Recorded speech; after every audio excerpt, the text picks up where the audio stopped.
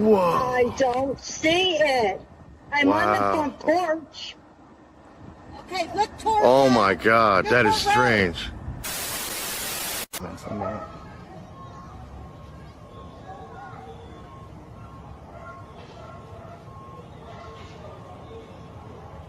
Oh, what the hell?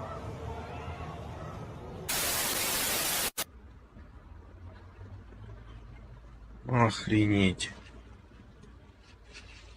НЛО над Минском. Дожили. Спасибо, батька. Что за херня,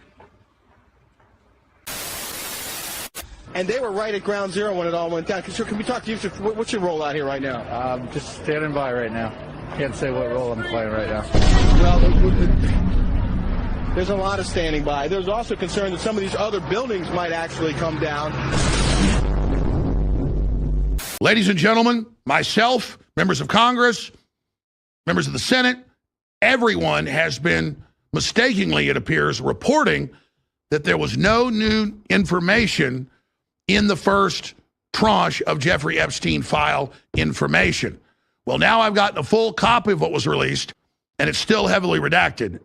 So we're about to go through what looks like new information. 95% of this is not new, but whoever gave this to Pam Bondi saying this is everything slipped in a few new things, so I guess technically they didn't commit total perjury. But this is really turning into a real-life mystery, and there's been a bunch of other big developments we're about to lay out.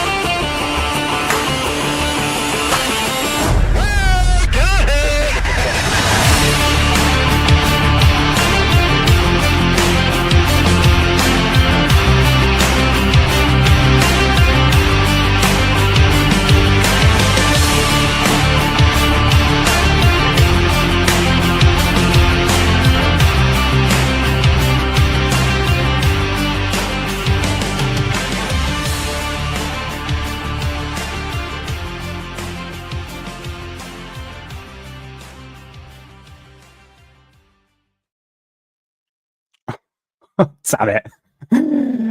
Good evening, folks, and welcome back to Alien Addict on this fine and luxurious day. And it is a fine, luxurious day because guess what? Does my eyes deceive me? Is that blue sky? Yes. Oh, finally. That is a luxurious day because we had nothing but crystal clear blue sky.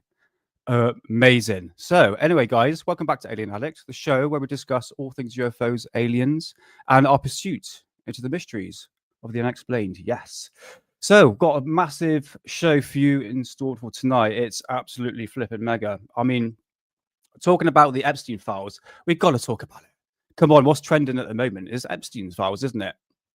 And I did say this on the first show I did on Alien Addict, that the fact that a lot of redaction is going to be taking place. And I think what, as we're going to go into the show today, is that I think this is going to be a very common reoccurrence we're going to see with so-called government cover-ups being exposed. It's early stages yet, but you think how far the Trump administration has gone already.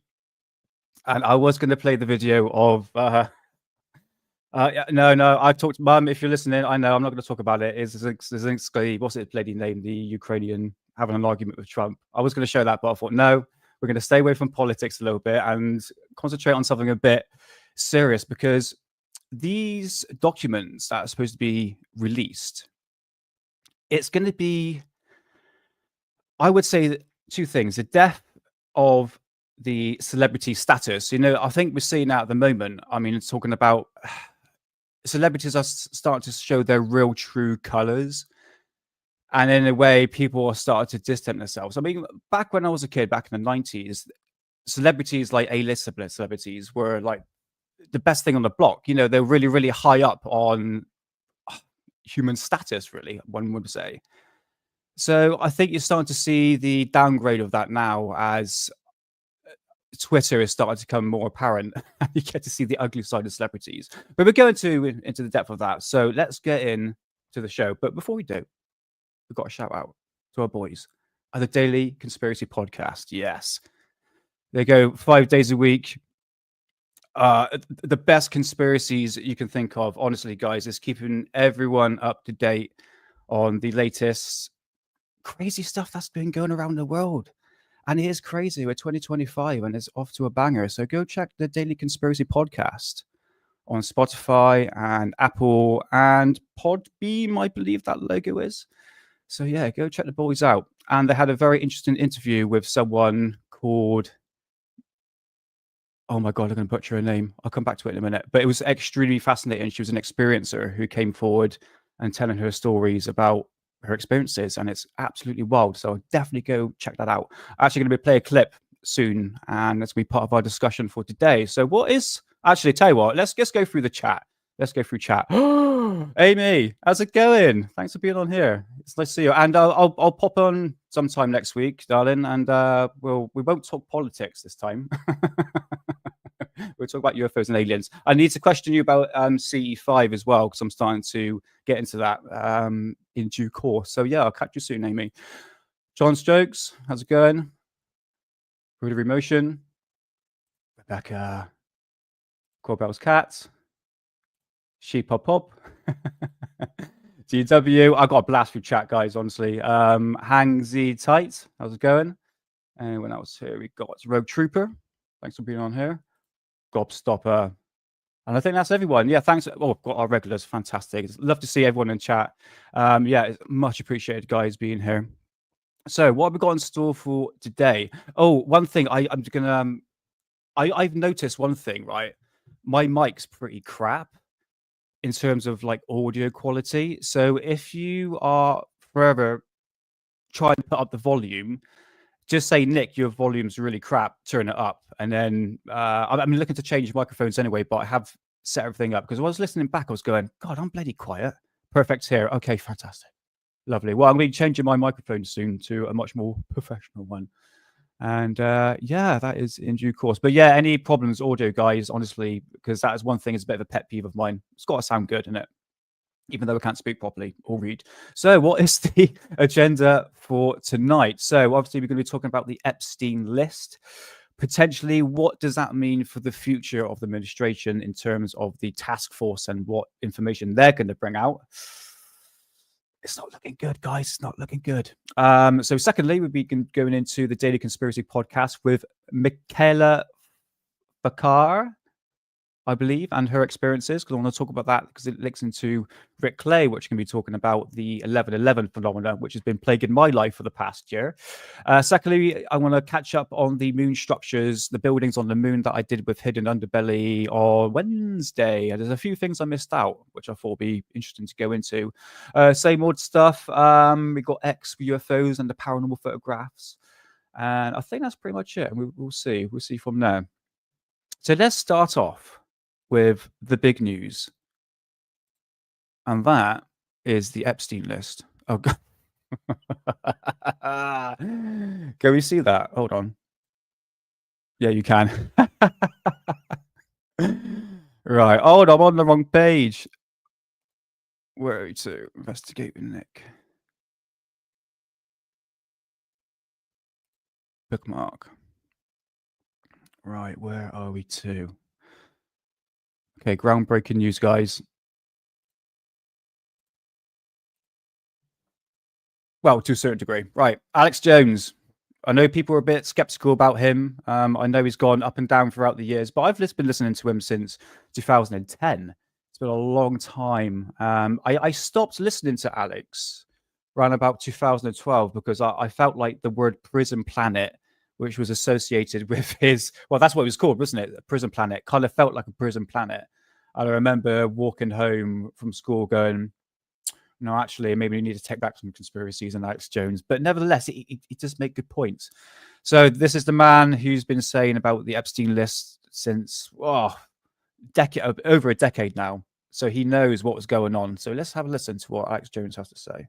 Ladies and gentlemen, myself, members of Congress, members of the Senate, everyone has been mistakenly, it appears, reporting that there was no new information in the first tranche of Jeffrey Epstein file information.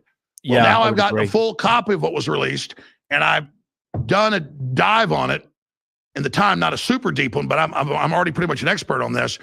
And when I was reading through this, I saw some documents and bombshell stuff that I don't ever remember seeing before. And we went and checked and couldn't find that is very, very important, including world leaders right next to underage girls being supplied to them in these notes. And it's still Bombshell. heavily redacted. So we're about to go through what looks like new information. 95% of this is not new, but whoever gave this to Pam Bondi saying this is everything slipped in a few new things. So I guess technically they didn't commit total perjury. But this is really turning into a real life mystery. And there's been a bunch of other big developments we're about to lay out. So 3 things I want to talk about this, okay? It's coming to the point now where you start to see shit being done in terms of getting things done in America. And Trump has only been in, got to talk about politics a little bit. Trump has only been in for just over a month, and look at what he's done so far. I have to admit, a little bit jealous, especially in the country of England at the moment. If the documents do get released, okay, this is it. Whatever is going to reveal, do you think they're going to tell the public what actually, for instance, the celebrities can be put forward, the politicians? Alex Jones said world leaders. World leaders. I just, obviously, the Clintons, so to speak, they're massively part of that. I don't know, man. This might be... I think there's going to be more redaction than anything else. And I think what we've seen today, what Alex Jones was mentioning in that clip, is that 95% of the information put forward has been regurgitated, is what we already know. You need to take in consideration is that the FBI took away videotapes, loads of tapes, which is obviously evidence. They're not going to show that on the internet, guys, isn't it? Like I said before, it's going to be the death of celebrities. Whoever's going to be on those tapes, especially world leaders, it'll be the worst scandal ever. The worst scandal. So I know it's early stages yet, but from at the moment, what's actually happening, I think we're going to get nothing out of it. And as time is going to go through the next 4 years, we're going to see what information is going to come forward, especially the JFK assassination, I guarantee, all redacted. And there might be a few things, linked to the CIA and stuff like that, which we already know anyway. But it's the fine details of why Kennedy was assassinated. It's trying times, man. It's scary times, but exciting times, isn't it? I mean, we're living in the world of 2025. That is the year of the conspiracy theorists. It's absolutely crazy. Clinton Foundation to save orphans is a joke. Yeah, look at Bill Gates, isn't it? It's absolutely crazy. It's awesome over here in the US. However, I still feel like want the Epstein files. Everyone wants that now. I think people are getting more frustrated, Amy, at this point. It's a bit like disclosure and the UAP disclosure in terms of what's coming out of the task force. I think people are... I think they're more frustrated than anything else. They really want the truth now. And I think we just have to be patient. But I think the overall outcome of what we're going to get is most likely is going to be very, very little information. Again, time will tell. My hopes is I'm trying to have hopefulness at the moment. And I think that's what people only can bear it by, isn't it? But by hope at the moment. Getting them out through podcasts doesn't count. Yeah, true. However, haven't the damn podcast just released it? Yeah, very, very true. I do apologize for my lack of reading skills. But I do understand what you're saying, Amy. Totally do understand. So this is going to be a very trying times for the next year. I think the people that will end up being prosecuted, I mean, the world leaders, I mean, the Clintons, isn't it? It's pretty obvious, isn't it? The Clintons. And it's kind of, I mean, especially the celebrity aspect, you think they are pretty much slipping out of the limelight. where people are starting to see what they're actually truly about. I mean, you look at like Justin Bieber. I mean, I know we all crapped on him years ago. I mean, yeah, I have to admit, he was a spoiled little brat, wasn't he? I think a lot of people were jealous. But now when you see Justin Bieber and you go, man, I think that guy's been like tormented. And you start to see like old videos of especially like Diddy and the things that he was saying. And who was that video? I remember seeing that, oh yeah, we would purchase Justin Bieber for a few days. And it was like the permission from the parents somewhere in that gang. And it's just crazy. And you think, now you look at those clips, you go, yeah, clearly something was going on. But I kind of feel sorry for Justin Bieber, even though, yeah, okay, we all shit on him. But now you could kind of tell, look, this guy's been traumatized. Whether or not he's going to speak out and the other celebrities that were involved, I'll say one of them, allegedly, probably Leonardo DiCaprio. Something about him. Allegedly. Okay, don't come after me. Just saying. But all these celebrities now are looking like they're just like plague of lotus. I mean, the professional liars. We should never take celebrities, anything, their opinions in accountability. You know, they're potentially they're trained liars, aren't they? When you look at it, they're there to play a different person. So I wouldn't take anything they say. So we shall see what's going to happen later on in the year. In terms of the documents, I think a lot of it is going to be redacted. Okay, so what we've got now, we've got the Epstein list, which is just about to come out. We've got phase 1 of that. Then we've got possibly COVID, then 9/11. I mean, what was his name? Director of the FBI, Kash Patel. He says that there's nothing much to talk about in terms of the files on 9/11. I remember seeing that clip. I don't have it ready, but unfortunately, he did say there's nothing really to go by. And man, I mean, Rotary, you know what it's like when it comes to the buildings and stuff like that. It's it's crazy. It gets deep, man. Absolutely deep. Dr. Judy Wood, go check her out. So it's early stages yet. Time will tell what's going to happen. I can't see it ending well for the celebrities and the politicians. But again, those documents are going to be redacted. So phase 1 is done. Again, regurgitated stuff, and time will tell. So what do you think, guys? What do you think is going to happen? Do you think what we've seen so far is a sign of what is going to come ahead, which is basically, again, redacted documents that lead to absolutely nowhere? The fine details are just, again, hidden from view. And that seems to be a lot, especially with like UFO documents. If you look through the past, 60 years, and I got like tons of documents and tons of books on the subject, and it shows documents, and practically half of it's redacted. And you think we got the JFK files? Yeah, man. It's exciting times, scary times. It is. So, what do you guys think in terms of what's going to happen? It's 2025, crazy year, absolute crazy year. Let's have a little look what we got on. I don't think I've got anything else I can show on there. To look through Twitter. I'm going to save Twitter a little bit later, actually. Let's do that. Bring it back. There we go. Okay, so I think here, these documents, I think that's a fake one, personally. But this is what you normally find. Is documents like this. Redacted.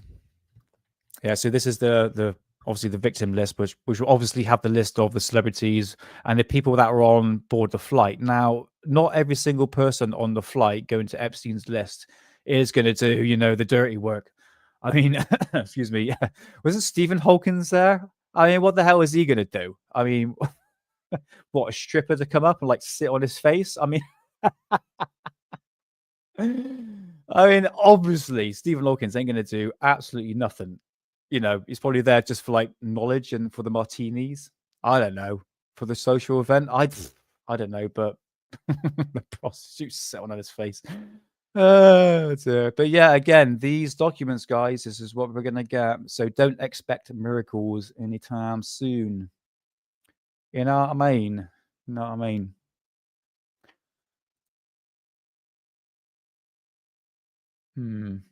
Okay.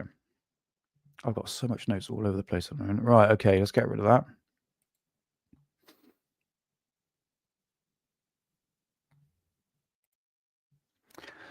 They were after scientific info from Hawkins. What was that about then? In terms of what, John? They trying to find the wonders of the universe. I don't know with Stephen Hawkins, man. I don't know. A lot of people say he was faking it. Oh God. Oh dear. Right, I tell you what. Let's move on to something a bit exciting, and go check out the Daily Conspiracy Podcast. I'm going to show you right here now.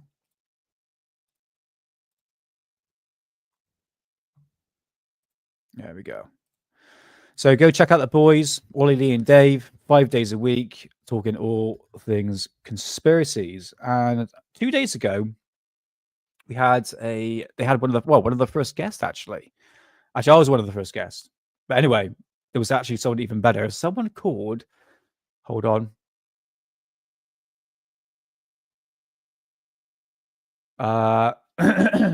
Excuse me if I butcher the word. Sorry, your name. It's Michaela Fakar. I think that's her name. It's apologies if if you're watching. Even Dave had struggled to actually pronounce it. So, yeah, Michaela Fakar. She was an experiencer on. It's actually quite wild. I don't want to spoil it because I want you guys to go to Spotify, give the Daily Conspiracy Podcast 5 stars, put a comment, and if you want, they've actually got a video format now, which you can actually pay $5.99 a month, and it will give you ad free, and you can actually watch the podcast on video form, so you can actually see Ollie, Lee, and Dave back like it used to be on Alien Addict. So yeah, go check them out, guys. But I want you to go check out this called Experiencing the Phenomena with Michaela Fakar. And there's an excerpt in here that I want to play. And for the first time, I've actually have permission for this. I'm going to bring it up. And this is the video format of the interview. 32. Here we go. Okay. So if you go and subscribe to Alien Addict, Daily Conspiracy Podcast on Spotify with the Patreon, you would get this format here, like it used to be on Alien Addict. So this Michaela was talking about her experiences. A lot of it's quite wild, and people are going to be skeptical, of course, but for me, I take these experiences quite seriously because she talks about something that I've kind of noticed, and it's to do with the reoccurrence of like symbolisms, because she talks about this. I'm going to play this extract in a minute. And immediately when she said this, I was like, oh, kind of reminds me of Rik Clay. And we're talking about Rik Clay and the number 1111, which is kind of links into what I won't say really links into this, but it kind of associates what Michaela is actually saying. So I'm going to click play, and I truly recommend going to Spotify and listen to the whole thing, guys. Okay. So let's, I think we're all ready. Let's do this. Really get to the bottom of what's going on. Well, as I started deep diving, I started to like experience psychosis like symptoms. And this, I've never had psychosis before, but it pretty much was this weird kind of seeing patterns where I wouldn't have initially seen patterns, which is like, it's also called apophenia in schizophrenia, where you're like seeing random points of data and you just see like that they're all connected somehow, which is also what can push someone into some kind of psychosis or schizophrenic like state. Anyway, as it started to really go like get bad for me, I figured I need to go to a psychiatrist or psychologist. I need to get counseling. And the reason for that was that I was starting to lose my grip with the reality that I knew. And I was losing grip with it, but also putting my finger on some fundamental truth. And that is the Dutch India company, all these different ones. Why is that my idea of like the perception of things started to crack, and I started to get like what we would call downloads about basically the founding of America, and even before that. But Okay, sorry guys. Yeah, Spotify's different timeline to the one the video set that Ollie sent me. So what she's going to be talking about is the fact that she sees like these recurrence of things. I mean, you can say that one of them can be symbolisms, one could be like, for instance, Ollie sees the number 33, I see the number 1111, and I think like people like you and me that go into like conspiracies, we tend to put the dots together and then suddenly realize, like, for instance, I know I love like occult philosophy, and if you go around England, especially where I live, you get to notice all these like symbolisms everywhere on like especially like church spires and even like churches and like especially these old buildings. One of them is like the acorn, and I see that a lot everywhere, and that can be traced back to occult philosophy. It's immensely fascinating. So I understand the aspect of seeing these symbolisms and trying to put their connections together.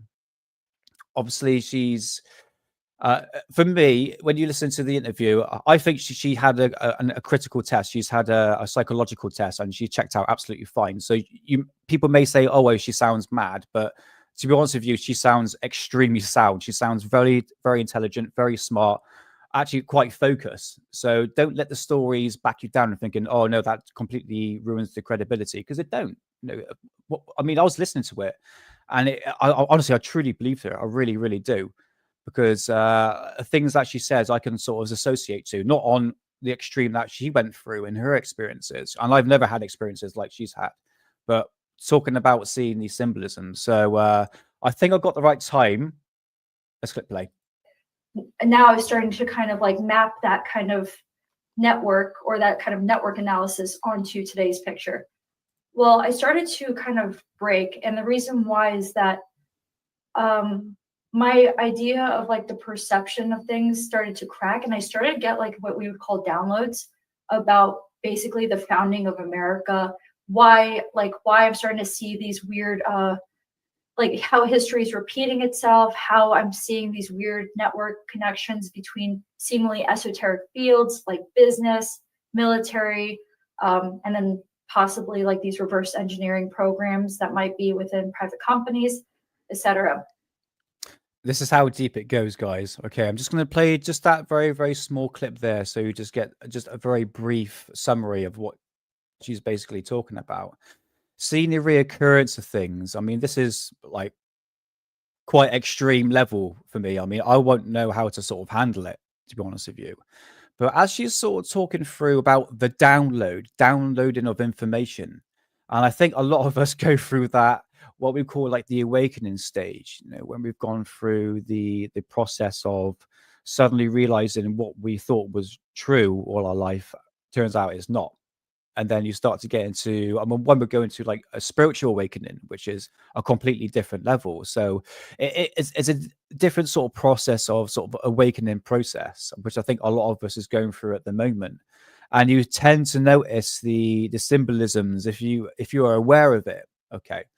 And I thought this would be a good opportunity to talk about someone called Rik Clay, who I've been fascinated by his work for a number of years. So before we get to Rik Clay, let's just plug this one more time, guys. Okay, so this is the video format you'll get for the Daily Conspiracy Podcast. Okay, so this is what you'll get ad-free, and you can watch the videos as well. And I'd strongly recommend go check out Experiencing the Phenomena with Michaela Fakar, because it's immensely fascinating. Okay, and in due credit, she's very brave to come forward. Absolutely. So so saying that, let's go to Rik Clay and talk about who he is and what happened. Well, I don't want to talk about what happened to him, but I just want to talk a little bit about his research, because there's something that I've noticed. I don't want to talk about what I've noticed, okay, over the last year. And I might have to talk about something personal, okay? So let's just talk about Rik Clay for the moment, okay? So let's bring up Rik Clay.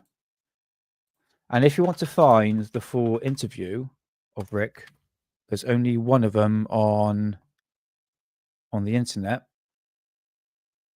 Actually, tell you what.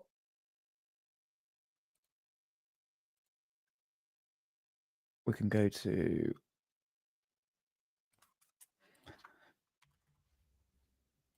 sorry guys, 2 seconds. The Cosmic Twilight. I tell you, I can never find my channel. I can never find it. Oh no, Rik Clay. Okay, let's do this. Right, if you go to my YouTube channel, The Cosmic Twilight, and if you put in Rik Clay 2008 full interview, Rik talks about this is going back in 2008. Okay, so this was before the London Olympics. So Rik was a researcher into the occult, symbolisms, ancient philosophies, numerology, 2012 Olympics, especially the London Olympics, and the number 1111. So Rik went on this radio show called Red Ice Creations in 2008. And at the same time, he uploaded a blog on blogspot.com called The Cosmic Mind, which is where I take my inspiration from The Cosmic Twilight. And Rik mentions about receiving information from somewhere. I literally couldn't find it in the 4-hour interview. I couldn't find the excerpt when he says that. But he's talking about downloading of information. He seems to be receiving this information from somewhere, and he couldn't really work out where he can actually basically put the puzzle pieces together, because he was like getting like a massive download. And at the time in 2008, he had so much information just being bombarded into his brain, unfortunately left to his downfall, which I'm not going to talk about. But if you want to go look at the interview, is that there, Rik Clay 2008 full interview, go check it out. But there's a video I'm going to play about the number 1111, because that has been plaguing me for the past probably about the past beginning of last year. I'm going to show you something to tell you that I'm not joking. Okay, so what we have here is every time I picked up my phone, it'll have number 1111. This is not intentionally. This is not me setting a timer or alarm so I can pick the phone up and take a screenshot. No, this was literally me, excuse me, literally picking up my phone, looked at it, number 1111, and I would literally take a screenshot of it. And as you can see, it's not just one. There's like loads of them. And that all happened last year. And it was such a reoccurring thing. I was like, what the hell is going on? Why am I seeing the number 1111 everywhere? And then I was telling my missus about it. My missus was going, no, you've just seen things, you've seen things. And then suddenly we went shopping, right? And we do the self-scanning. You know, I know we shouldn't do it. I normally use cash, but I thought this time we'll just do like a big shop. And we only got like a few things that time. And we looked at the scanner, right? And it said 1111 as the price tag. And I was like, flipping out. And that was the total of the price. I was like, I kept on seeing this number everywhere. And I couldn't understand what it meant. So there's many different theories of what the 1111 could be. Obviously, we're talking about speculation here, isn't it? I mean, people got different theories on what the 1111 could be, but there's a few things that it could be as the person, right?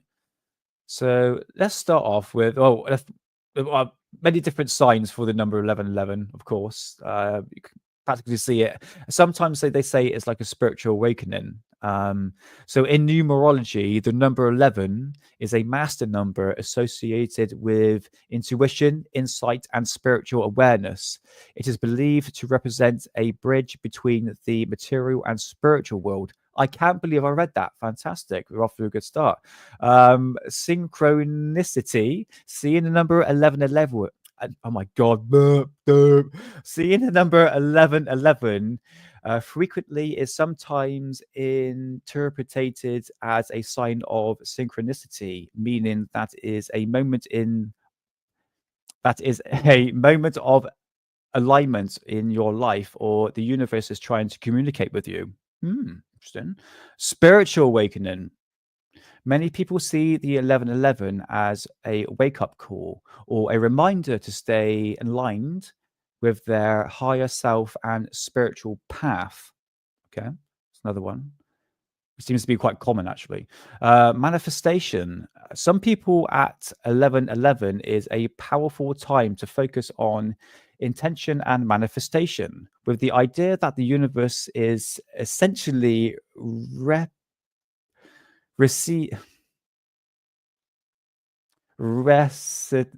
respective. Oh my god, I can read that again.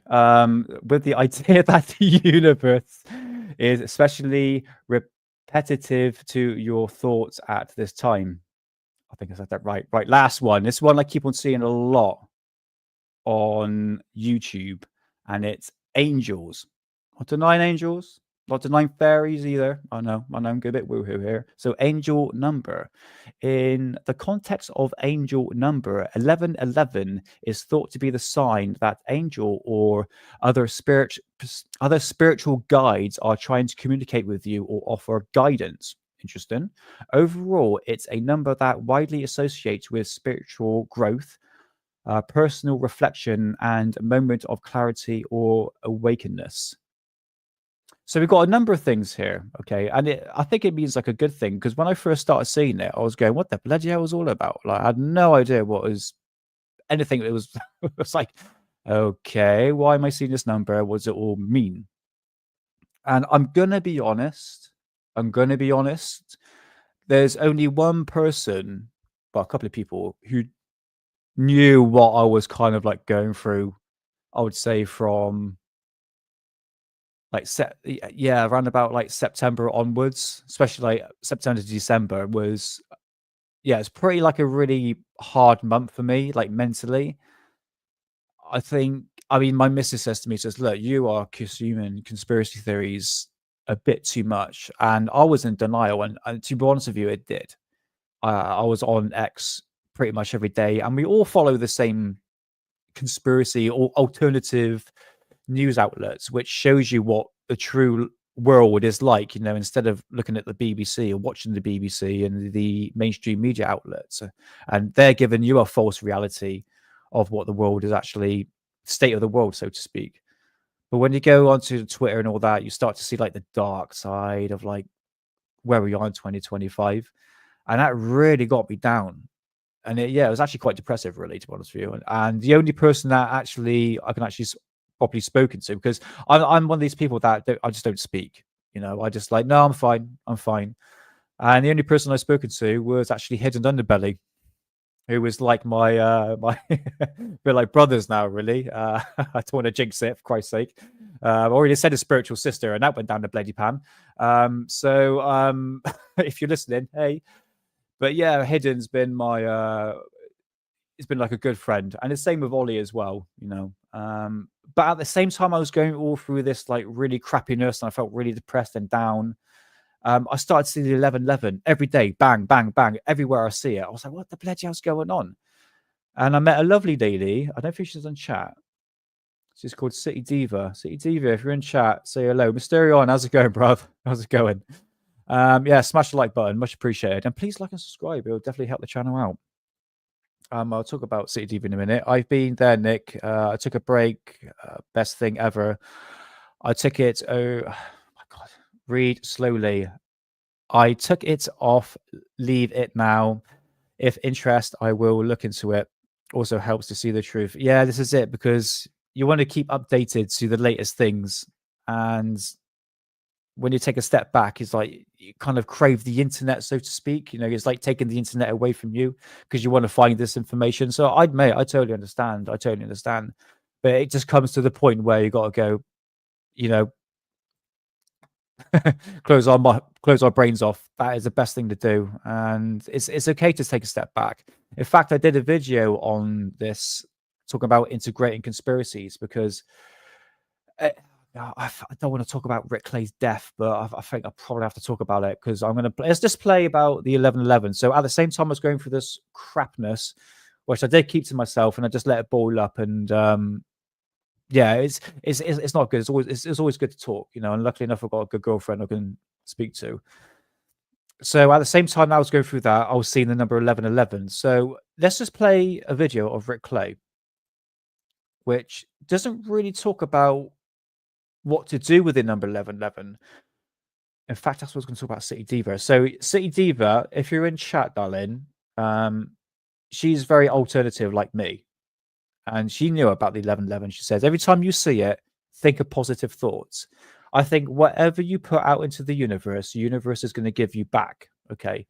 And I would treat this as the same way as channeling. Okay. And communicating with so-called extraterrestrials or entities, so to speak. I think it's down to the person's mental state. For instance, if you take mushrooms and you're depressed, you're gonna have a bad trip. It's not a miracle cure. It's all down to the state of the person. So I think whatever you, like I said, whatever you put out into the universe is going to give you back. Because every time you're in a bad mood, you would tend to attract bad people. Like you're giving off this resonance. But yeah, it's like a message. She pop up. It's like a message. You're almost given like a frequency, and you tend to attract negativity. So whatever you put out to the universe, I think the universe is going to give to you back. So every time I see the number 1111, City Diva, I don't think she's in chat, but she always says to me, think about positive. Think about, just for that moment, just think about something positive. And to be honest with you, it's actually helped. Doing a lot better now. Now it's been a few months. So since 2025 is like a new start, training hard, eating healthy, taking a healthy step back as well. I think that's quite important. So there's a number of factors you got to take in when it was just a weird thing to see the number 1111 all the time, and I was a bit concerned at one point, and it's like, no, just embrace it. It's a message, it's a sign. Whether or not you think it's angels, if it's a spiritual awakening, like I was talking about. So it's a universal number, isn't it? Number 1111. And I think it's more to do with most probably a spiritual awakening. And I mean, what it says in extract here, it's a way of communicating and offering guidance with the help of the universe. I sound like a flipping woohoo. I don't know what I'm talking about. I'm here for, I need help, guys. I don't know what it's all about. But let's listen to Rik Clay, who did a very good presentation on the interview you can find on the Cosmic Twilight, talking about the number 1111 and its number throughout the history, which is interesting. Check this out.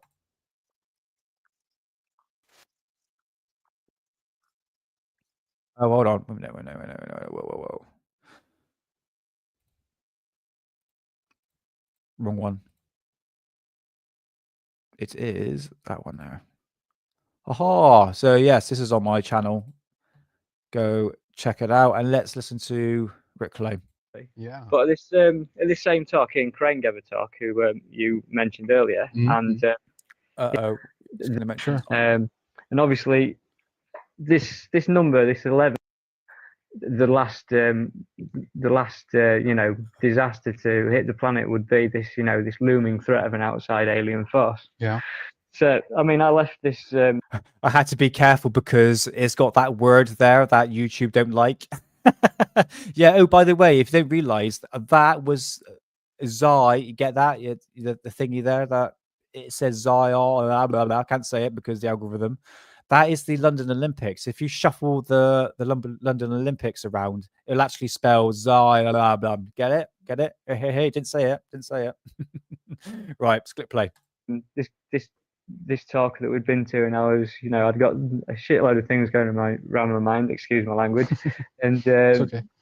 And then following that, I started getting these weird occurrences with the number 1111. Mm-hmm. I don't know if have you looked into much with the 1111 yourself? Do you know about it? Yeah, definitely. Yeah. I mean, to set the groundwork for where I'm coming from, obviously I've got a few facts here that I'd just like to say, because obviously it's the basis for a lot of my work. Yeah, sure. Okay, and as I do that, I'm going to skip to the other video because it talks about the explanation of it. Right, let's go through chat for a minute. Code word, years. Hey, Eden, How's it going, mate? No, I didn't 420 before the show, which is why my reading skills are absolutely crap. Mate, I really enjoyed the show with you on Wednesday, and yeah, next time 420 with me next time. So yeah, guys, go check out my brother, Hidden Underbelly, and go check out the show that we did on the moon base, which you're going to bring up in a minute, mate, once we've done the 1111 on. So go check this out.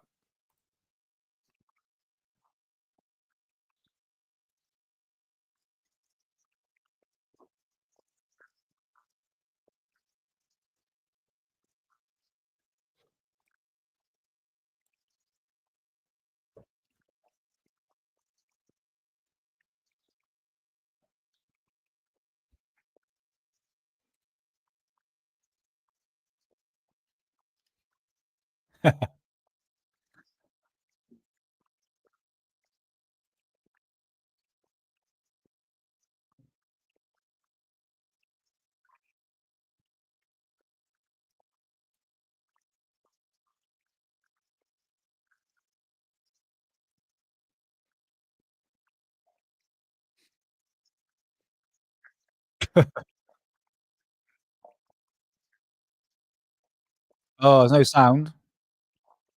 Hold on. Guys, is there no sound coming from that?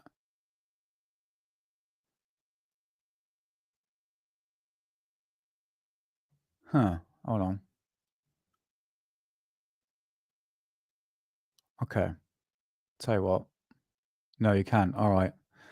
That's a bit shit. Why is it doing that then? Right, I tell you what. Get rid of that.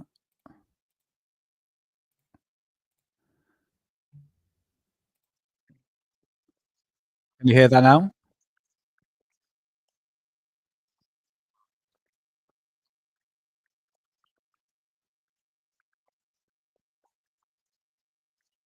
Can you hear that, guys? Oh, that fucking sucks. What the hell? Okay. All right. Well, that sucks. Well, this video had like basically an explanation for that. Oh, that kind of sucks. Oh, why is it doing that then? All right. Never mind. Let's try it. Okay. Can you hear this? And obviously, this number, this 1111 is it appears, it seems to work itself into a lot of things. I mean, predominantly the first thing is the universe itself, and obviously on the 11th of August 1999 at 11:11 a.m. there was a total solar eclipse that was observed through Europe. And if you move that further on the end date, December 21st, All right, let's go 2012, back. the end date of the Go back a bit. but this have you looked into much? Right, guys, can you hear that? I don't know what that video is being completely gay for. Yeah, let us know if you can't hear it. And don't troll me for Christ's sake. With the 1111 yourself, do you know about it? Yeah, definitely. I mean, to set the groundwork for where I'm coming from, obviously I've got a few like facts here that I'd just like to say, because obviously it's the basis for a lot of my work. Yeah, sure. And obviously this number, this 1111 is it appears, it seems to work itself into a lot of things. I mean, predominantly the first thing is the universe itself, and obviously on the 11th of August 1999 at 11:11 a.m. there was a total solar eclipse that was observed through Europe. And if you move that further on the end date, December 21st, 2012, the end date of the main calendar, the winter solstice, which is when the calendar ends, is at 11:11 a.m. So I've heard. So obviously, so we've got this effect where the universe is ringing these numbers at us, you know, in accordance to consciousness and stuff. Yeah. And when you look at it in an astrological sense, with the, you know, the precession of the equinoxes and the 26,000 year cycle of the Earth wobbling through the 12 signs of the zodiac, we're said to be moving into the new age of Aquarius, and Aquarius is the 11th astrological sign. And so, going further into it, you look at the numbers of 2112, 2012, and you add all those numbers up, and you get an 11. And then you look into the sun, for instance, and the sunspot cycles are 11 years. And basically everything that you can just keep finding these 11s out of things. You could argue that you're looking for them, but Yeah, no shit. basically, when it's that amount of things within the universe, it's not like I'm looking for them because they are there. Yeah. You can't deny that.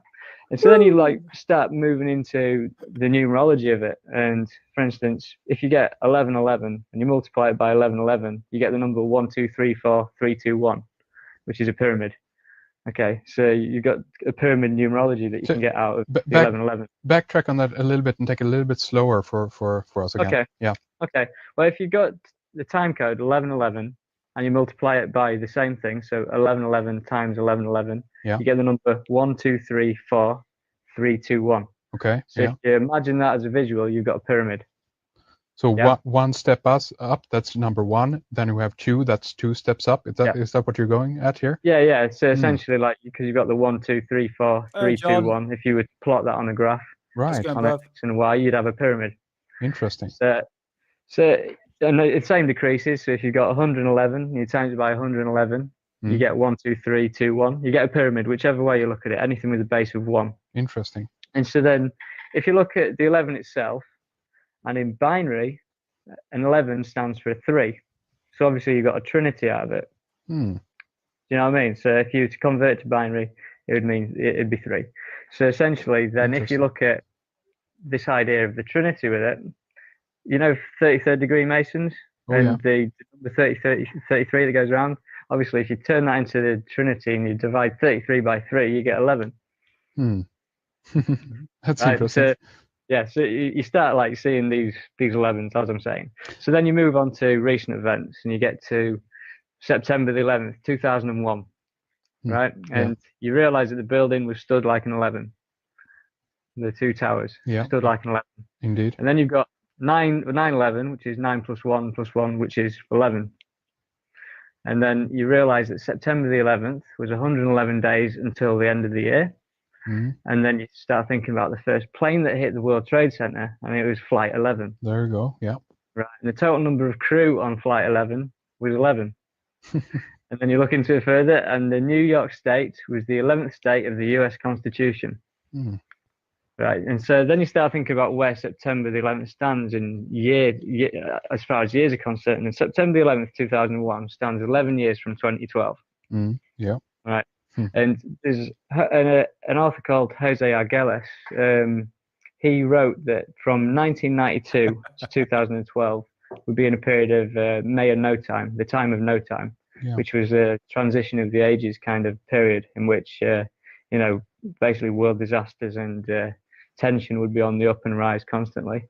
And this period of no time was 1992 to 2012. And so 9/11 in September the 11th, 2001 was 9 years from the start of no time, 11 years till the end of no time. So synchronistically, it was placed bang on where, it should have been. And so then you start thinking about, was 9/11 an event that was either, was it, as Jose Arguelles would put it, was it an inevitable event? Inevitable event. Was it designed by the universe for it to happen as it did? Yeah. You look into it further, and World Trade Center commenced building in 1966 and finished building it in 1977. So it took 11 years to create as well. Yeah. So you can move on from that and forget all that for the time being, and then you can get to September the 11th in history. And on September the 11th, 1990, at 9:09 p.m., that's 11 years prior to 9/11, George Bush Sr. made his very first speech entitled "Towards a New World Order" in the UN, at the UN. So this was 11 years prior. And then if you take that back 60 years, so you go back to September the 11th, 1941, you'll realize that 60 years to 9/11, that was when the soil was broken for the Pentagon. Pentagon, yeah, exactly. Yeah. And so you've got this date, September the 11th, again, running through this kind of, the nasty war machine of America, if you want to call it that. Exactly. And so then basically there's something that happened much further back in time than that. And there's a book written in 1981, and it was called The Birth of Christ Recalculated. And it was written by a guy called Ernest L. Martin. And he claims to have calculated the exact date of Jesus Christ's birthday based on celestial charts for that era. Yeah. Basically, he's worked out with the famous Star of Bethlehem, which was, You know, he worked out that essentially Jesus Christ was born on September the 11th, 3 BC. And this book was released in 1981. Mm-hmm. Okay, so that's just a very small extract of the number 1111 that seems to be recurring throughout the world. Well, practically anywhere, everyone can experience it. I thought this kind of links into what Michaela Fakar was saying in the interview on the Daily Conspiracy podcast, where you get to see these symbolisms everywhere. It might not be the 1111, there might be something else. I mean, for instance, I was saying about Ollie can see the number 33. One could probably say, like, the Mandela effect is something completely different. But in regards of why are we seeing the number 1111, I think it has a more probably deeper meaning. And I mean, since becoming a bit more positive when I see that number, I don't see it every day so much. It was only when I was going through that sort of really dark period where I started to notice it every day. And it's a multitude of I mean, I was Googling it as well on YouTube, trying to find like information on it, like what should I do with this like number? Is something's telling me something, and yeah, you get angels involved in that. Some of them gave like Jesus advice. It's like, look, so many people can make different interpretations of what they think it could be, but I think it's more of a spiritual thing personally, and I think it's worked. So yeah, you're right, Rebecca. There's like 5 different reasons why people see the meaning of the number 1111, and I thought it's just like worth just talking about because you're probably going through the same thing, probably, in terms of like seeing these symbolisms everywhere. Not saying necessarily is a bad thing, so to speak, but it is just odd. It's just really, really odd. So that's just a small extract. Unfortunately, guys, I couldn't play the video I wanted to show because they had all the diagrams for the explanation on that video, which seems to didn't work for the audio, which is kind of gay. But anyway, yeah, go check out Rik Clay, full interview on the Cosmic Twilight. As we're on the path of conspiracies, okay. What happened to Rik? As I sort of cap it off, really, because I mean it ends in tragedy, really, because after this interview here, 2 months later, Rik sadly took his own life. Okay. After this interview, which is more or less like the underground research, you know, is not really popular, but the people like me who knew Rik at the time in 2008, and then I can remember this interview came out 2 months later. It was announced on David Icke's forum that he passed, and the fact that he took his own life. But the conspiracy people will say, "Oh no, he was killed by the Illuminati," which I've said many times. I think that's just ill-founded.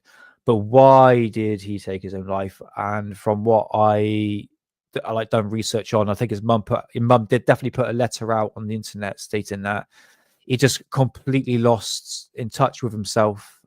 He was very far from himself. I think he got a lot of attention through the research that he's done, and he only did a research for a very short period of time, a very, very short amount of period of time, but it was just bombarding you with so much information on his blog, and I think it just consumed him.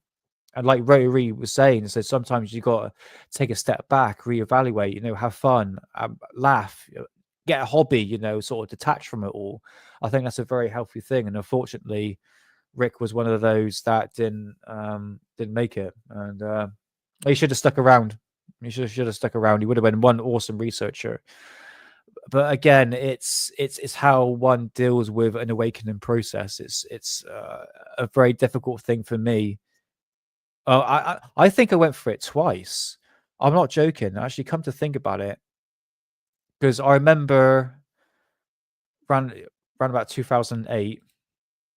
Truth of this fate, we will never know. Yeah, this is it. To be honest with you, I know this sounds like really bad, but I like to do like a whole live stream on Rik. But I'd quite like to invite his brother, not to find out what happened to Rik. It's just to sort of celebrate Rik's life. I think it's overdue in my personal opinion. So maybe in the future, maybe we'll think about it. But I don't want to sort of get a bit.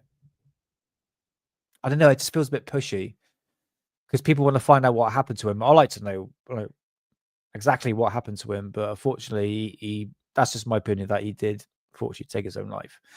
That's what I'm going. What the family is saying, okay, and the family are still there. There's actually a Facebook page called. It was a tribute to Rik, and they always post something every year for it. So, yeah, mate. I mean, you're right, Rotary. It's such a touchy subject, and at the same time, asking someone's brother to come on, but I don't want to ask like making uncomfortable. Do you know what I mean? It's yeah. The back of my mind always goes like, no, don't. Just leave it for what it is. It's just what's done is done. You can't go through the past. But it was more or less a celebration of his work. That's what I really meant. I think I need to explain that. It's not Rik as a person. It's just celebrate his work because I think his brother was on the same path. But again, you don't want to bring up memories of, yeah, okay, it's been 17 years since his passing, but it can still play effect on people. So, Rotary, I totally understand, brother. I totally understand. And I'd rather people in chat just be honest to say, no, Nick, that's not a good idea. And you're quite right, Rotary. That's always been in the back of my mind. And I know even my mum would say the same thing as well. She might be in chat now. I don't know. But the thing is, like, I may say my mum, but my mum's on the same path as me, where we always share conspiracy stuff every single day. Every single day. She made me into what I am today. Really. So no, Rotary. No, I appreciate the advice. But at the same time, it's a really touchy subject, and I think I was a bit too over my head. But no, you are right, mate. We don't know what really happened, and I think it's probably best just to sort of leave it. Yeah, send an email, be polite, short and sweet. You can only say no. Yeah, this is it. I've spoken to Hidden about it. I've spoken to so many people because, like I said, Rotary, like the back of my mind is going, no, don't. You're really touching it. But the part of me was going, no, as like a celebration to celebrate Rik's life, to say, look, he's still not forgotten. But again, yeah. It depends on the person, mate. But I'm going to leave it there anyway. But no, honestly, guys, Rotary, mate, I appreciate the advice, mate. Because sometimes I go a bit over my head a little bit. I'm thinking, oh, I'll be positive. It would be a good thing. But at the same time, it's like, no, you need to see the downside of it. Potentially, it might end up being a shit live show. Do you know what I mean? I don't want to make it awkward for somebody. You know what I mean? That's the last thing I want, especially if I'm not comfortable still talking about it. So, yeah, that's that, guys. So, yeah, go check out Rik Clay. Yeah, go with your gut. Go with your gut, as you have to live with your actions. Yeah, actions has consequences, isn't it? So, and that one, I don't think I'm still comfortable in that sort of situation, mate. Because I'm fine with like interviewing people, but that sort of subject is a bit, yeah, touchy, mate. Very, very touchy. Yeah. If your gut says no, yeah, this is it, mate. She pop, mates. Yeah, it's go with your gut. I think it's worth to say no. I think now stamp of approval, no, just leave it for what it is and just celebrate Rik for what he was. A fantastic researcher. Gone but not forgotten.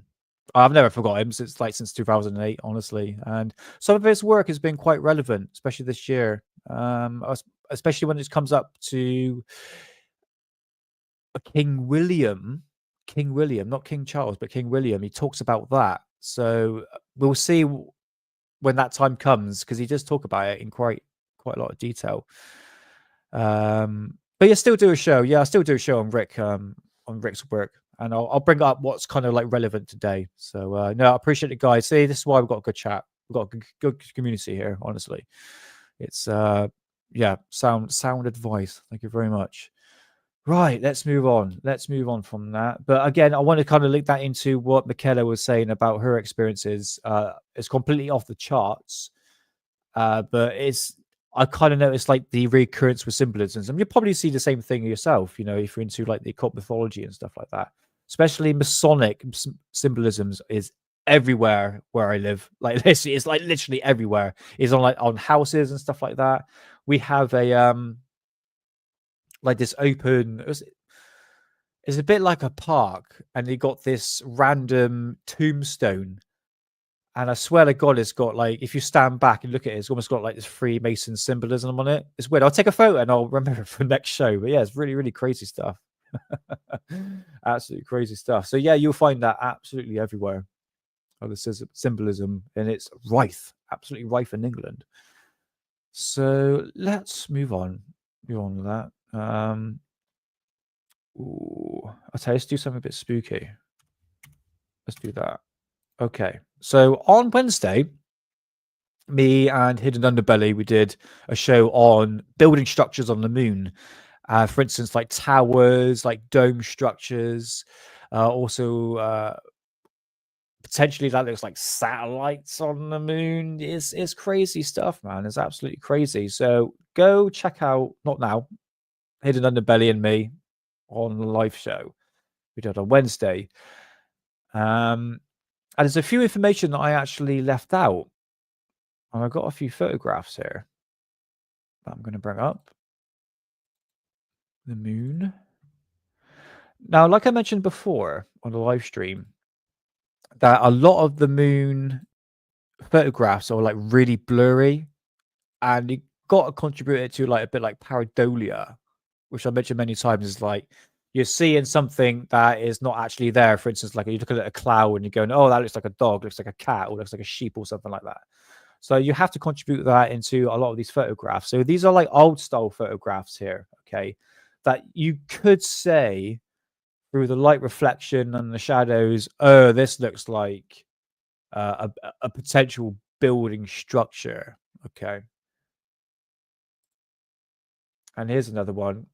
Okay, just because I'm not dirty-minded, it kind of looks like a penis. A little bit. But it's hard to tell, isn't it? If that was in full sun and it doesn't have the shading behind it, or the shadow, so to speak, I think you'd be able to pick out what this potentially could be. And this is the other thing. A lot of stuff that NASA has actually blurred out. You can see this here. Like I was talking about, like massive tower structures. And they just tend to do the redacted stuff. There we go, redacted again. They're trying to hide the information. I mean, what are they there to hide? I don't know if that's real or not. Is that real? I don't know. It's hard to say. And a lot of the a space dick, yeah. Oh, brilliant. Oh dear. It's oh, cheers, mate. Yeah, it was a good show. I way too 420'd hard on that. You did indeed, brother. I didn't say your real name. But yeah, it was a good show, man. It was a good show. But yeah, here's another thing. It's a lot of it. You can see it's like on the dark side of the moon, like the far end that we can't see. I think that might be fake. Bloody good fake though. Here's this one. There's something called the Tower of Babylon that's on the moon. Now this sticks up like a bloody girthy penis, mate. Okay, that little thing there. Mrs., does that look familiar to you? PG-13, brother. PG-13. Yeah, absolutely. Yeah, we say PG-13, but we did you did show a video with I believe it was dismembered bodies, I think, wasn't it, when we played that serial killer video. So I think I was an X-rated bloody night, mate. That was. But yeah, if there was a part when me and Hidden we went live, he showed like a really good true crime video, But there's a saying when we go live, PG-13, don't swear and all that, which it helps the algorithm. It does help the algorithm. But then, yes, that's the other word you can't say, brother. That's the other word you can't say. But yeah, we had Hidden ended up showing a really good video on like just true crime that shows some pretty gory photographs. But yeah, it's PG-13, so to speak. Not for that night, anyway. So yeah, the Tower of Babylon, like that's sticking up like a pensioner's erection. So what could it be? What could it be? But I tell you what, this could be. Check this out. This is real, by the way. 100% real. Where is it? There we go. This is what I forgot to show on Hidden's channel.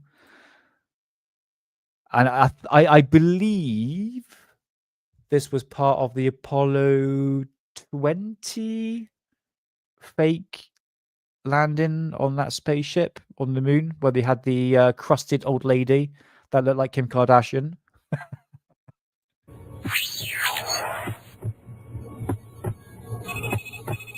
Loud. Oh yeah. I should premise this. This is a building allegedly on the moon.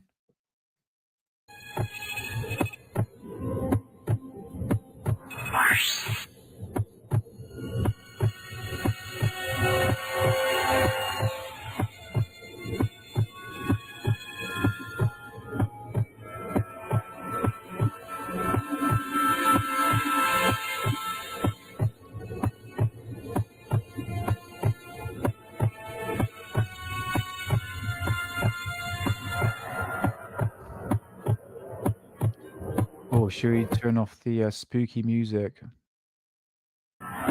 Esta fue la verdad. La única y secreta verdad. Aquel 21 de julio de 1969, Armstrong y Aldrin se alejaron escasos metros del módulo, filmando esta increíble construcción.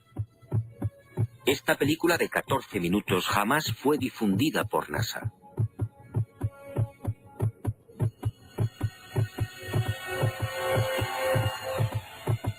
Mirlo Rojo fue uno de los pocos norteamericanos que tuvo acceso a ella.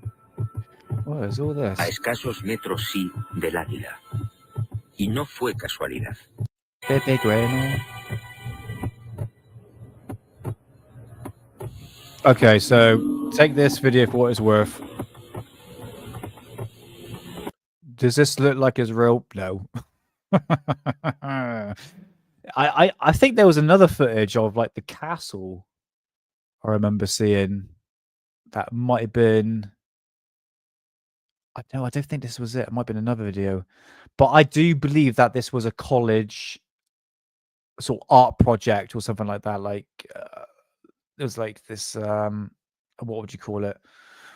What would you call it? This task. I can't remember. I don't know what the professional word for it, but it's task to actually create something that looked like a building structure on the moon, I believe. Según mi confidente, los astronautas procedieron a lo programado. Recogieron muestras de los muros, tomaron medidas y se retiraron.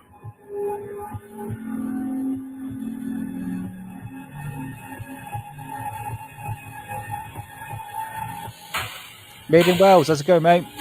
Welcome on in.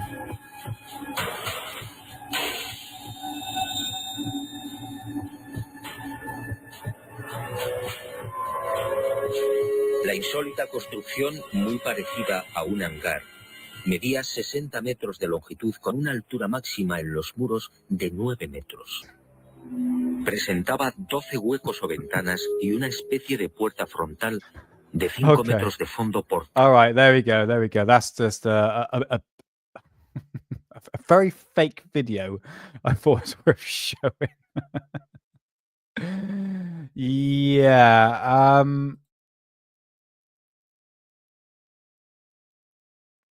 If there's one thing I'm going to do on this channel, and there's no disrespect, I blank refuse to talk about anything MH370. No, I yeah, so I will not be talking about anything about on this channel. Okay, it's no personal grudge, but it's just no, thank you. All good. Right, let's move on to the moon with this. This is what I forgot to show on Hidden Underbelly's channel, and this is my my copy of UFO magazine. The truth is out there. I'm still bloody waiting. November to December 1995, and it's 50p. 50p back then. And if you have a little look at the bottom here, it has something called the Shard. And I've taken some photographs of this. We can go through. An monument to life, too. In the second of this article, journalist Tim Coleman explores the possibility that evidence of extraterrestrial life may be much closer to home than any of us realize. Oh my god, don't say I've got to read all this. Damn it.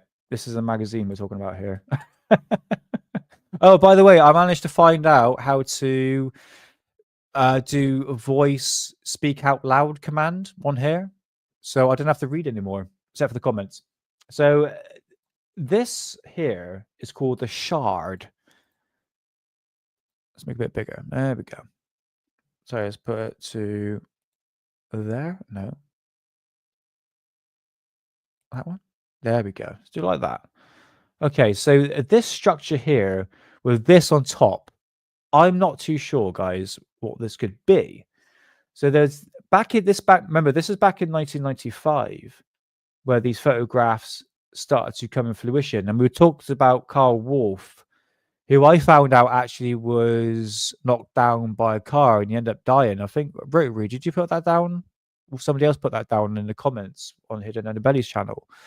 That's one thing I noticed. It's with Carl Wolf when he says he was part of NASA, looking at the photographs, and he found out there were like structures on the moon, like mushroom shapes, dome shapes, tower blocks, and stuff like that. So on here, this extract here, remember this was all taken back in I think it's like the 60s when they were doing flyovers, probably before then in the 50s, where they were taking photographs of the lunar surface. And I believe at the time they wouldn't do digital feedback in terms of actually getting the photograph. So I think you would actually land the module or the probe itself, and they retrieve the photographs that way. But there's something here called the castle, which I can bring a better photograph of. It is clear to me. Hoagland says, I think, is that Richard Hoagland? I think that NASA and the astronauts must have been aware of these structures. Frankly, I'm amazed none of them were killed accidentally colliding with some of these structures. So that is called the castle. And I remember showing Bill Cooper was showing photographs, which I still need to get the book, and it shows basically like tire marks, like track marks going along the lunar surface, especially in like craters and stuff like that. And you think a lot of these craters could be man-made, it could be asteroids, could be done by extraterrestrials, who knows? But if you want to go read that, go hit pause and read it for yourself, because I'm not. What, you kidding me, right? As we continue. If we return to the moon, we will find wonders and treasures beyond imagination. It is up to us. It's up to NASA, mate. I know I've been back in God knows how many years. They said they lost the technology. I believe in that one. Right. Do you believe that, guys? The NASA lost the technology to go to the moon? Yeah, right. Yeah. Like I said, NASA, never a straight answer. There we go. There's a shard. There's a better photograph of it. I could have found one on the internet. But anyway, look, you can see that there. It's off in the distance. So you can clearly see there is a shadow cast in here. Right across there. Zoom in a bit. There we go. See that there? And as it zoomed in, you can see this star ahead of it. That looks like a face. That's pareidolia right there. So figure A, the shard, original NASA images unearthed. Enhanced, sorry. That would be the first one there. Figure 7, close-up of the shard, enhanced. Image of the shard and the tower enhanced there. And the last one, top part of the shard enhanced to show 3-dimensional reflectivity of glass-like materials. And yeah, so this is the shard. Yeah, look at that. Woo! Yeah, definitely not going to read anymore. Look at these bottom ones here. Again, this is a magazine. I understand. I totally understand. You ain't going to get the clearest of pictures, but these you can't find online. I cannot find anything because when I was doing research into the structures on the moon, I couldn't find any of this online for Hidden Underbelly's channel. So it's a tricky one, isn't it, guys? There is definitely something there. And here is a more of a, is it what they call LiDAR? Where they can actually scan the surface. I think they use it for the Amazon, where they start to scan the surface of like the forest.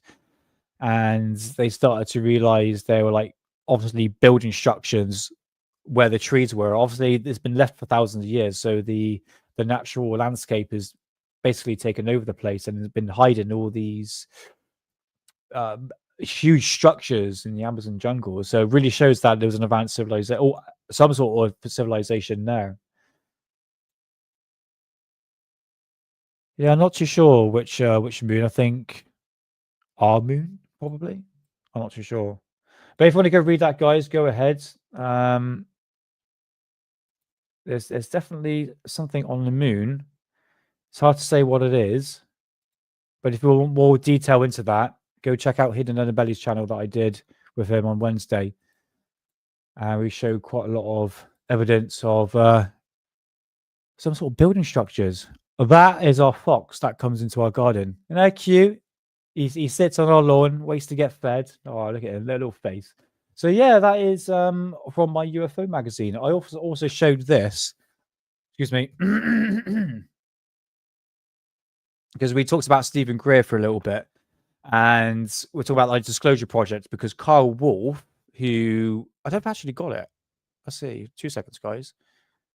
Because it was quite interesting.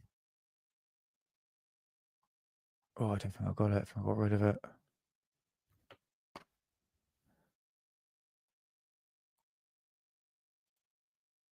Carl Wolf. Is that it?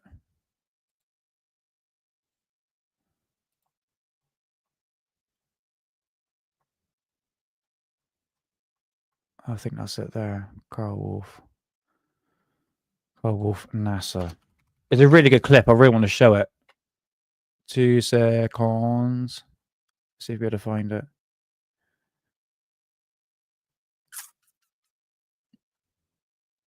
Okay, let's bring it up. Let's go back to Twitter. Converted to photographic images. Okay, so this is Carl Wolf. He worked for NASA. And he was in the photographic area where they were developing the lunar orbiter photographs of the moon. And he was took aside and says, look, we've got this faulty machine at the moment that needs fixing. He says, oh, by the way, this was somebody else working with him. He says, oh, yeah, check out these photographs. You can clearly see there's like building structures on the moon. He was like, holy crap. And this is back in the 60s. So listen to this. How long have we got here? There we go.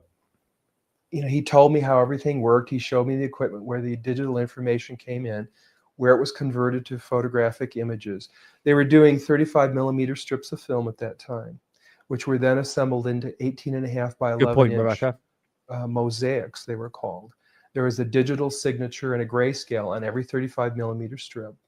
And those strips were from successive passes around the moon. And they would take and build up a photograph. They would scan one section of the moon, then another and another, and then they would get a larger image.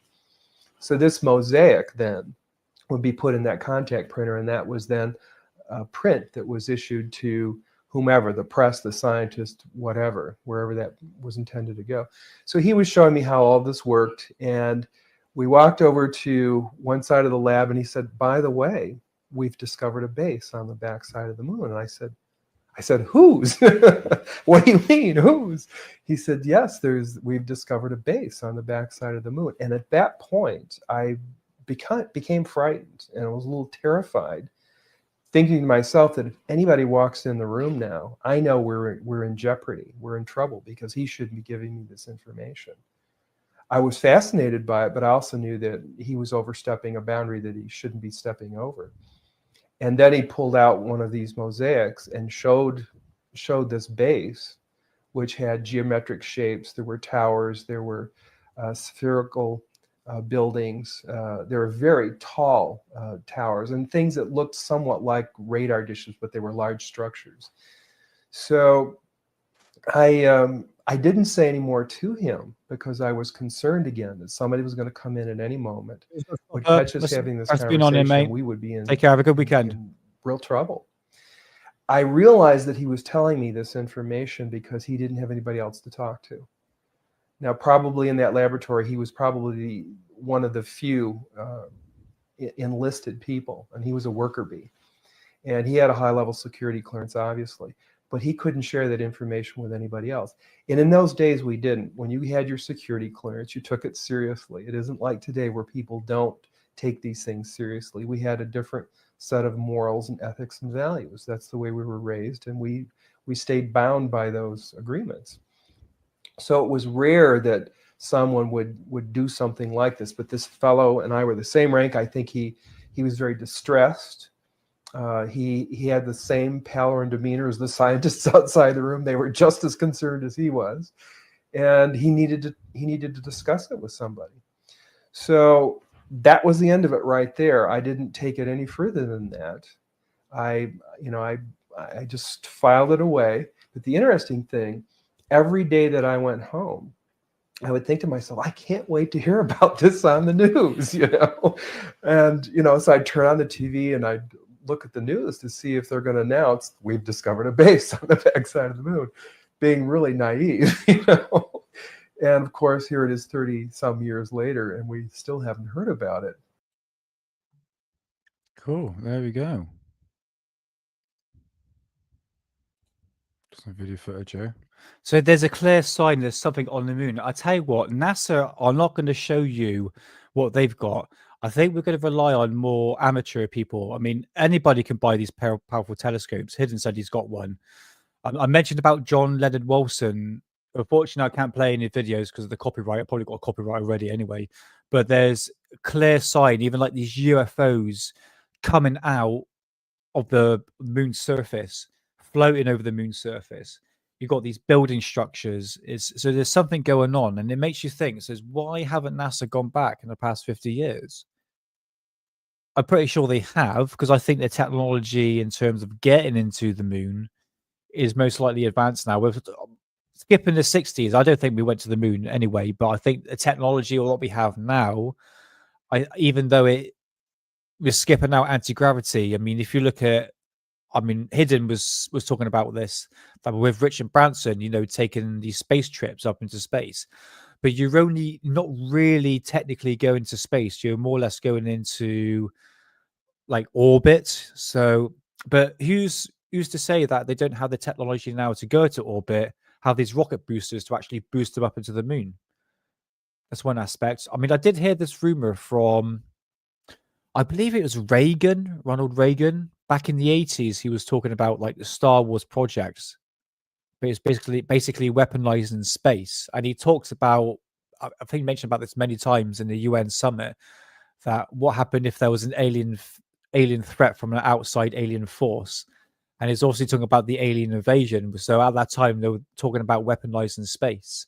So I think the technology now is far beyond what the capability is. And this is what I mean by a potential disclosure, is where the information is coming from Lockheed Martin, scientists, and especially not the government, because they're not going to give you the truth about anything. We know that by now, guys. We know that by now. And especially not coming from NASA. So I think that, yeah, most probably mining fields. We were talking about, I think, Eden, you were talking about helium, wasn't it? Or Rebecca was talking about helium being stored up. So who knows, man? There might have been like some... It's like all speculation, but there's something going on the moon. So if you want more information, go check out John Leonard Wilson. In fact, there's a lot of it on the internet you can go check out. So yeah, helium-3, that's what you're talking about, Rebecca. Yeah, helium-3. So yeah, the moon. And it's the same with Mars as well. Now we're trying to like colonize Mars now. We're never going to get to Mars because we never went to the moon. You know, so you can trust on Elon Musk if he's going to do his due diligence and actually go to the moon himself with his anti-gravity flying saucer or whatever. So China and Russia probably are most ahead. Again, it's all about speculations. It's saying like the drone situation, oh, they're actually China or Chinese, which I wouldn't be surprised if they were, but I think they got satellites to actually track everything now. Bear in mind, back in the 60s, the Americans had, and even China as well, they had satellites can actually track number license plates from cars from satellites, and this is back in the 60s. So the technology now is like far beyond comprehensive. Absolutely crazy. Absolutely crazy. China and Russia plan to build a base on the moon within the next 5 years. I think they're already there. I think they're already there. Yeah, going back to what Ronald Reagan's saying, I'm pretty sure he said that there was an aircraft that had the capability of having like, they could basically go to the trips to the moon and it can hold about 30 people, like a huge spacecraft. I mean, there's one thing we don't talk about. We talk about anti-gravity flying saucers like the TR-3B, but what about the Aurora project? Tim Cook. What was it to? Oh, there we go. So Tim Cook, who is a aviation journalist, wrote this book called Hunt for Zero Point. And in this book here, he talks about basically something called like the Aurora project. And the way he wrote the book is a bit like a journal, basically. It's actually quite interesting.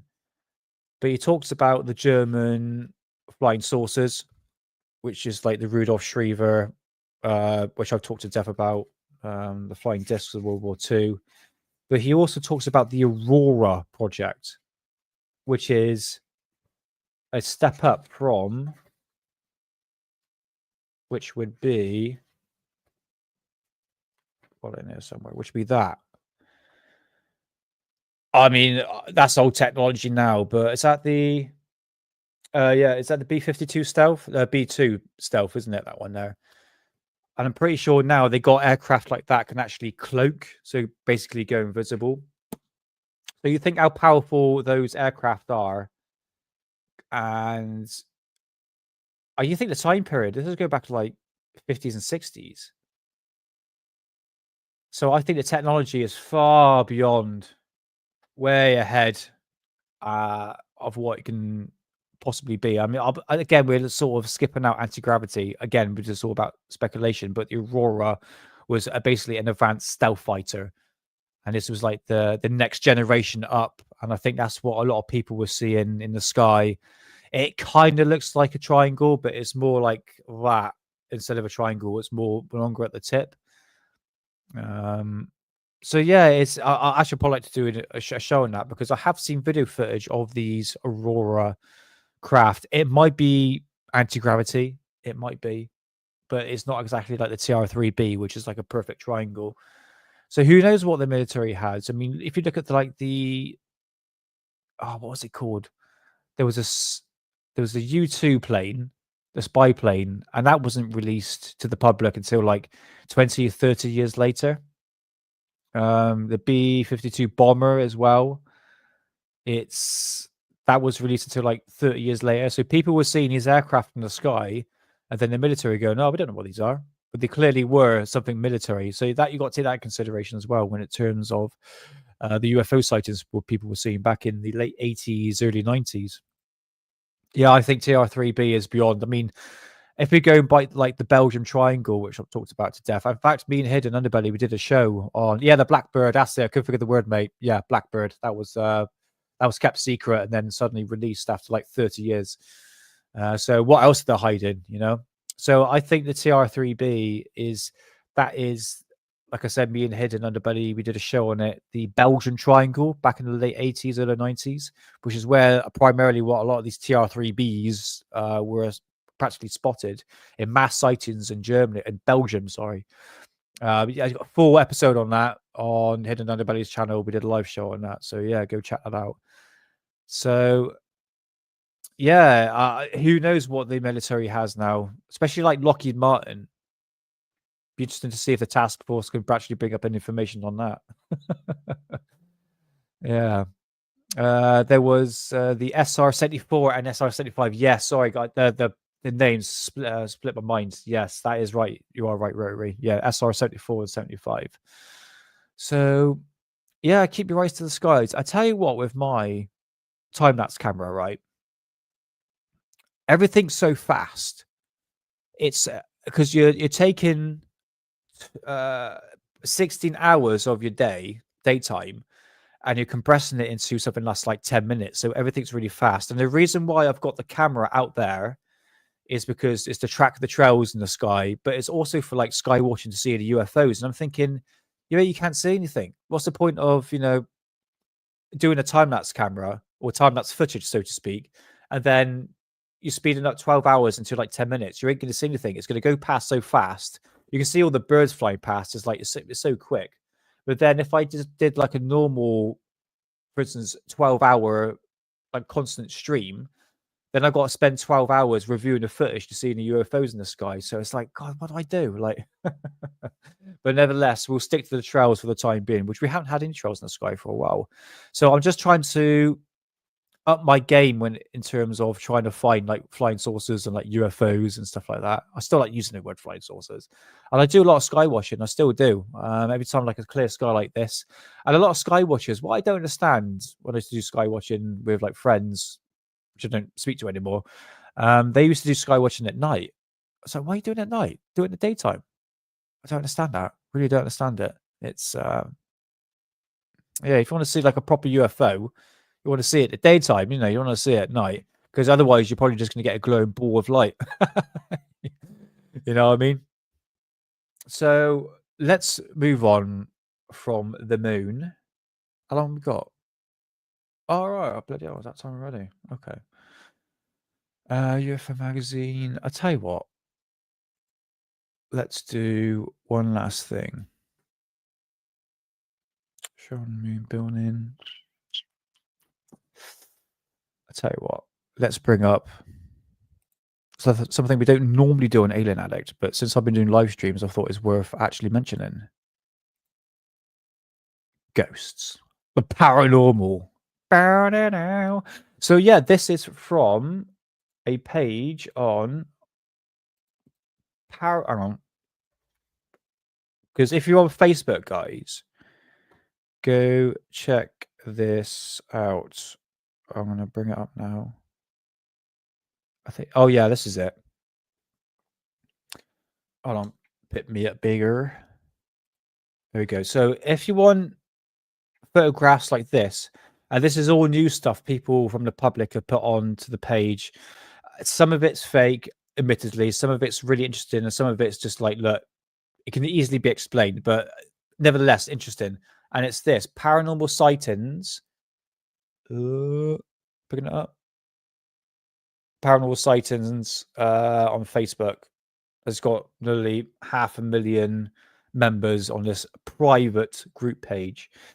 I think it's just worth going through some of the photographs as we're coming to near the end of the show. I'd make that bigger. There we go. Let's make it even bigger. There we go. That looks like Mr. Punty's nose, mate. I think that ghost is lying. Yeah, I'm going to be honest with you. This looks like it was most probably taken by a film camera. And a possibility, I hate to be debunking anything like that, you could say someone's smoking a cigarette, or what we say in this country, a fag. Okay, don't get upset. You know, we just say that. I was going to say that, but I didn't. But I end up saying it, so whatever. And the smoke from such device, well, has been stuck in your mouth like a cigarette, will give off this effect if the flash was taken. I remember these cameras, firstly, like the Kodak cameras back in the day, the disposable ones. You would click, a flash would always go off. Okay. So I'm just presuming the camera was used, but it looks like an old style camera, doesn't it? Yeah, I know. I said the word in it. Oh man, never mind. Who cares? So yeah, this I thought was quite interesting, but it does look like back to pareidolia, just like a face, doesn't it? It does look like a face with a big nose. Right, next up. Some of them are like really creepy. For instance, this one here, right? This was from a wedding. So this photograph is from my wedding 40 years ago, but it was not included in our album. We chose a different shot. After my uncle, the photographer, passed away, we received the picture among the proof in the box. I have always believed it to be a spirit, visible to the top left corner behind my brother-in-law and my cousin's head. The photograph was taken on the side staircase, making it unlikely to be the reflection. The head is small compared to the other people in the photograph and appears that to be wearing a veil. It has always given me chills. What do you think of this photo? Right here. Right. Got clearer shot. Back in the days when people were normal. Just like that woman there. Hey, creepy. So yeah, look at that. We've got a creepy sticker. Yeah. Science, evidence, fringe. Welcome on, mate. How's it going? British ufologists are also ghost hunters. CERN. Yes, CERN. Yeah, very true. Yeah, so what do you reckon, guys? That's a creepy photo. It could possibly be a sticker. That guy's like playing a prank. I know it's like too good to be true. Sneaked in for the photo. Yeah, most probably.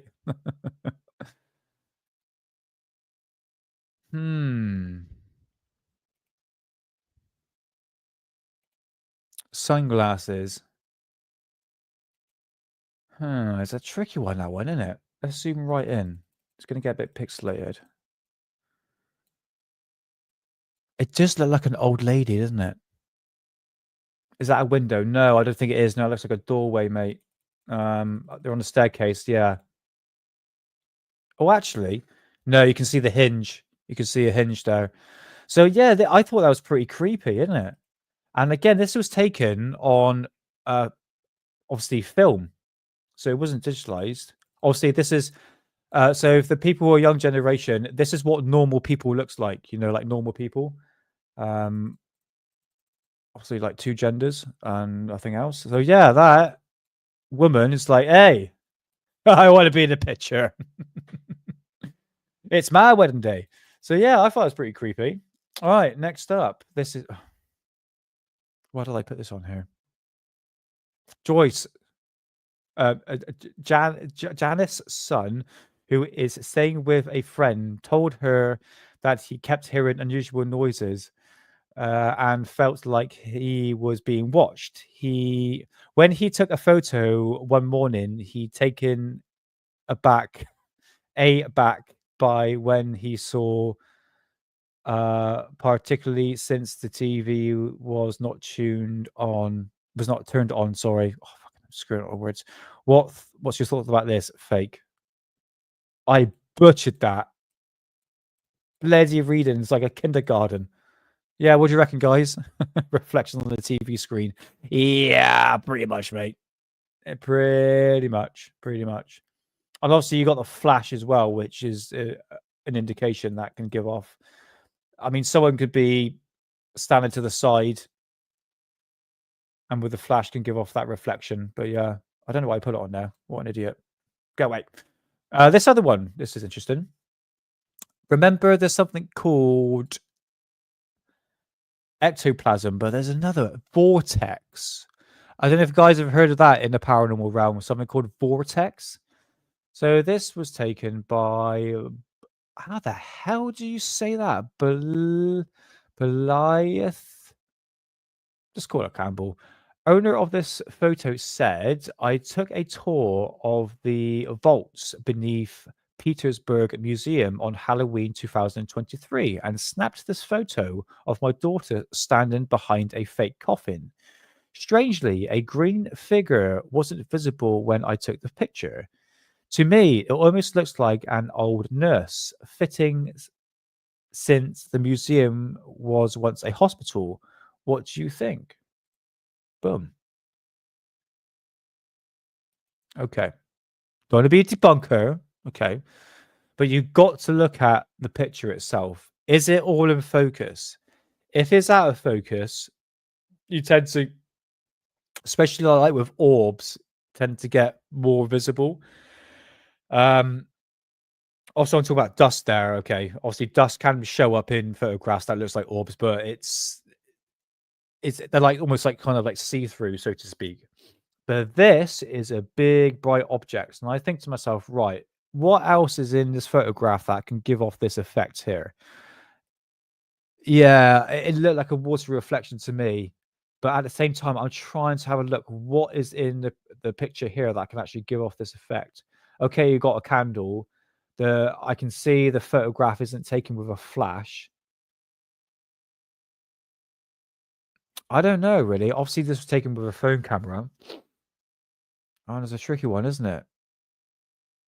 But I have seen there is a lot of, possibly a lens flare, mate. Yeah. Again, these are just possibilities because there's a lot of anomalies like this when it comes what's associated with ghost photographs that can be explained. Again, it's just I've done so much ghost hunting in like cemeteries and in buildings and stuff like that. You tend to figure out what can easily be faked, okay? And lens flare is such a common occurrence, especially with phone cameras, and even a slight glimpse of the candle can obviously give off that effect. Obviously, street lamps as well, that can give off the effect. But nevertheless, it's still quite interesting, quite crazy effect, isn't it? Kind of looks like an outline of a person, purely because body, head. Right, this one here. Ghost in a church. What is this strange black figure captured in the photograph at a wedding ceremony held in a church? Either the guest nor the bridesmaid noticed the strange shadow entity by the window at the front of the church during the ceremony. There you go. That's a better one. I mean, the bridesmaids, they look quite in focus, but that. Black monks. Yeah, the candle on the previous video. Yeah, the candle could have given off that effect, mate. Yeah, definitely did mention that. It's quite a big light, isn't it, when you look at it? This, I'm not too sure. Now, monks or ghosts, monks, so to speak, always end up like a black shadow. And funny enough, I have heard a lot of stories that churches get haunted by these like black hooded figures, kind of associated with monks and stuff like that, or some sort of black hooded figure. But that it seems to be a very common occurrence in churches like this. I mean, did priests back in the day, did they have like hooded? I would imagine so, isn't it? But this is clearly floating above the window, which you can see where the bridesmaids are standing on the floor. So there's definitely something there.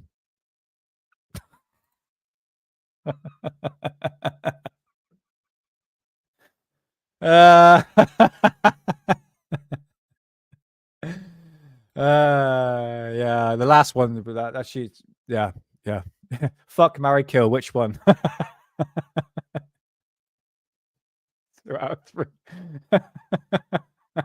Oh, you gotta have a laugh, guys. Come on, we gotta have a laugh. Oh dear. So yeah. Oh, right in front of the lens. Yeah, it could be. It's a tricky one. It's a tricky one because it looks like it's near the actual glass window itself. Oh, it's a oh. Um, well, you don't see there's a massive platter of food right here. She's like looking at it. Yeah, okay, we're joking here, man. Take a joke. Grow thicker skin, man. It's all good. We're gonna have a laugh here. It's all good. Can't get munchies on hemp, mate. Flipping hell. Munchies. It's terrible. It's it's one of my downfalls. Hangs tight. Honestly, it's trying to work out, man. And then you come home and like, do you know what? I have a bit of a toke. Next thing you know, you're eating like half a pack of chocolate hobnobs, and then he's like, everything you just worked out at the gym for is now you just put the calories back on. Oh man, let's have a little look. It's a tassel on the camera strips held on the left. Yes, actually, good point, Mysterion. I've got a photograph of something. The tassel, like, is the tassel, guys, is like the. I presume Mysterion is the thing that hangs around your neck, so the camera can be held in place. And sometimes you've got a little thing on the ends that can possibly turn into that. So yeah, it's very interesting. Very interesting. Oh, mate, especially with a cup of tea. Fucking hell. This is it. You give me a whole packet of hobnobs or bourbons, gone. That's it. Terrible. Flipping munchies, man. It's awful. Right, this one here. Oh, it's in a different language. Okay, never mind. Oops, flip it around. So this was taken on a phone. Now, you want to talk about reflections? No, actually, look at this. This looks like it's an old photo. Too much sugar. Oh, mate, yeah. I tell you what, since I cut out sugar a lot, I'm in a right pissy mood all the time. Even my missus says that. Terrible. But man, I crave after a smoke. My God, I'm always going back and forth to the fridge, open it up. Just like, I best go down to Sainsbury's and get some biscuits. Yeah, this one. This is interesting. I'm trying to find the reflection source of this. It looks like it's a very old photograph that was probably back in the 90s, I would say, because they look normal people. The guy's got a mustache. Okay, so I'm saying this is probably like 80s or something like that. No one wears a suit like that anymore. No one wears a suit like that. Oh, mate, don't. Everyone's making me hungry now. I'm craving sweet stuff. I know I didn't 420 before the show. Okay, I did, maybe. I was nervous. I had to calm my nerves. Which the proof is in the pudding in terms of reading. So there you go. So yeah, this, I'm not too sure. It's very straight. It could be the strap from the neck brace or whatever it is from the camera.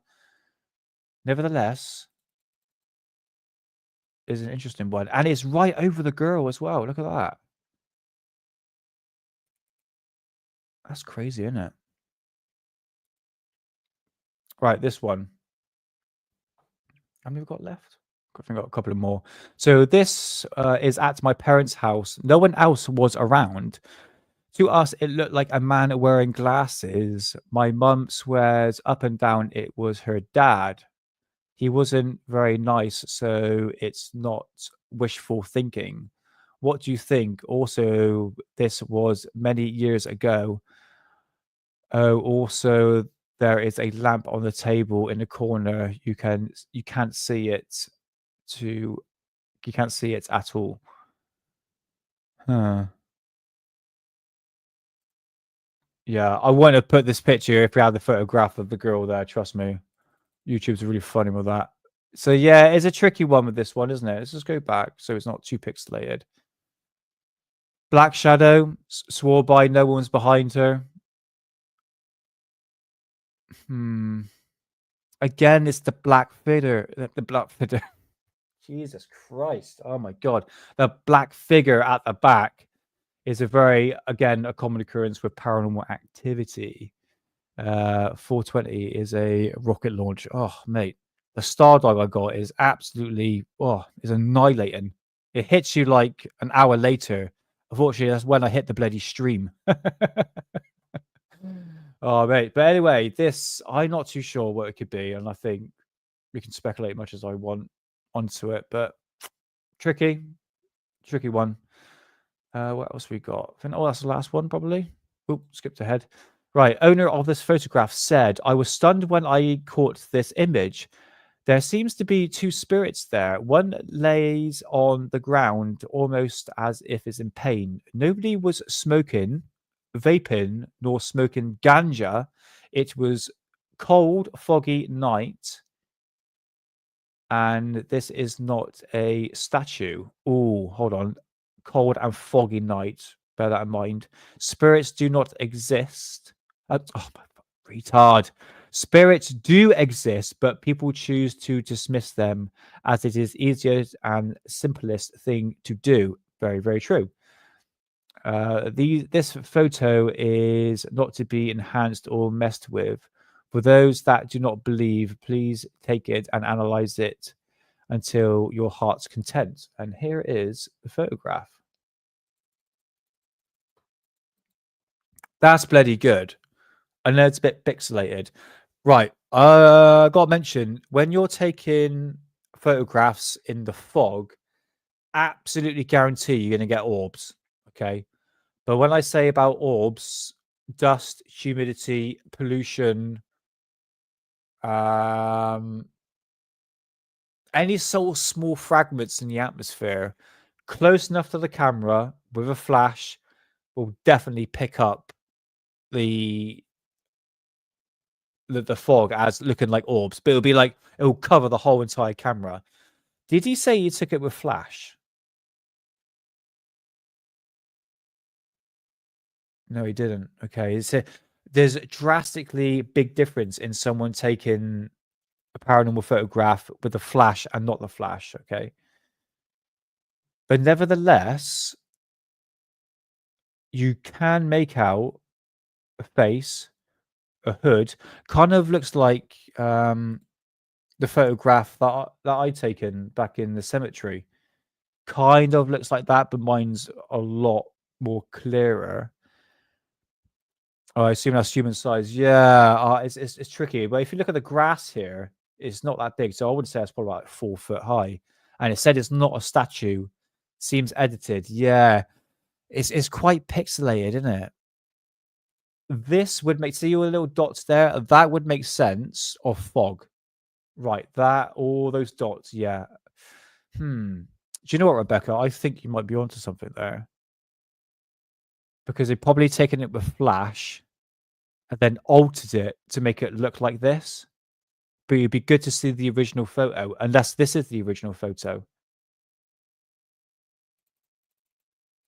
The thing is with these photographs, as soon as you start zooming in, you tend to lose the detail because it gets all pixelated.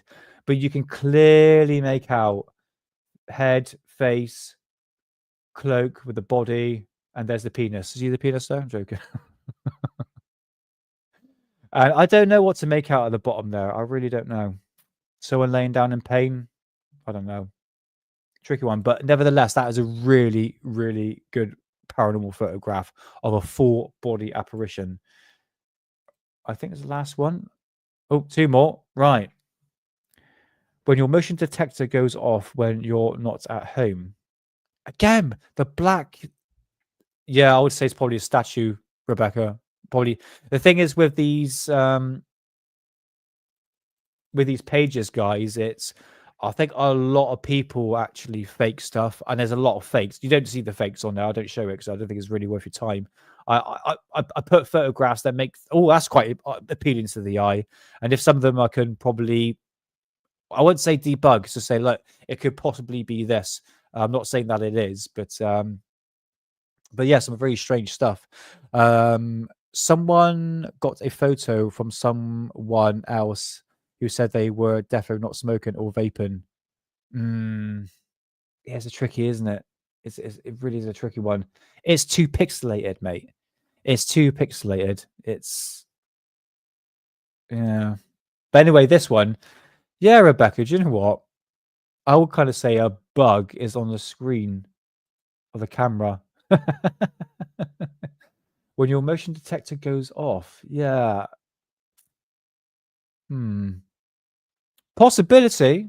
It looks like it's quite close to the screen, doesn't it? It does look like it's on my camera lens. Yeah. Right. Last one. Yes, okay. I was playing Star Wars Jedi Power Battles, which they remastered it, and it's absolutely awesome.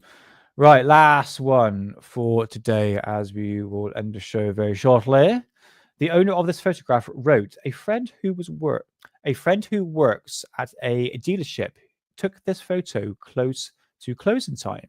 It seems to show a man standing in the original owner's office who passed away, dressed and with a human body shaped that appears almost lifelike. Do you see it? What is that movie where the guy finds like a reel of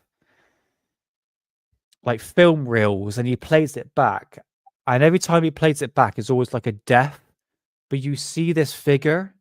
Is it Sinister? I think it's Sinister. Hold on. Sinister movie. Yes, it's called Sinister. That's a really good movie, guys. Oh, they made a second one as well. 2015. All right. Yeah, Sinister. There's one creepy scene where the guy is like I know it was a film of like a lawnmower at night and it's raining and you got a flashlight just seeing the ground, and then suddenly the lawnmower, as it's moving, you can just see this person on the floor as the lawnmower about to like run them over. It's crazy. But yeah, Sinister kind of reminds me of the monster. Kind of reminds me of that. The scary monster in the screen. Again, could be faked. But it's definitely like a human apparition standing there.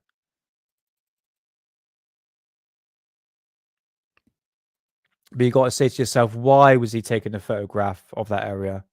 It's like a quite of a random shot, isn't it? But he might have felt something. It's like, oh, this feels a bit uneasy. So yeah, that is it for Ghost. I'll tell you what, let's just bring up Twitter and see if we've got any good UFO stuff. I think I do. Right. Controlling the weather. Yes, I should mention that in April, this is done by the government, and an environmental agency is actually doing a 54-month program to actually for geoengineering. And I did a video on that on Cosmic Twilight on my YouTube channel, and that'll be happening in April this year. People say they've been doing it for years, but this is an actual proper program that will happen. I'll probably put that in the description as well. But let's just go through some UFO stuff. I've been collecting the best ones that I can. Yeah.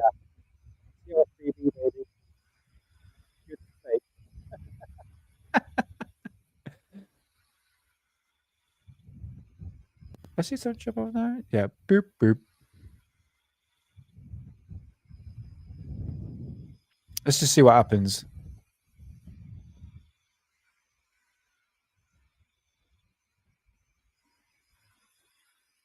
Huh. Yeah. Guys, what do you reckon? Fake. Oh, bloody hell. Oh, excuse me. This was in my old books on UFOs. This is quite interesting. Check this out. Looks like some sort of craft.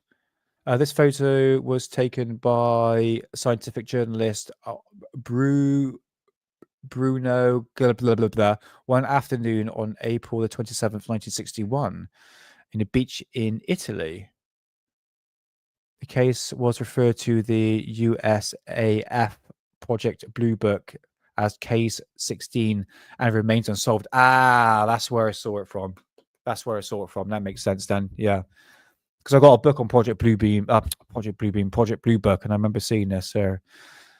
That one, not too good to see or to show. There's one here.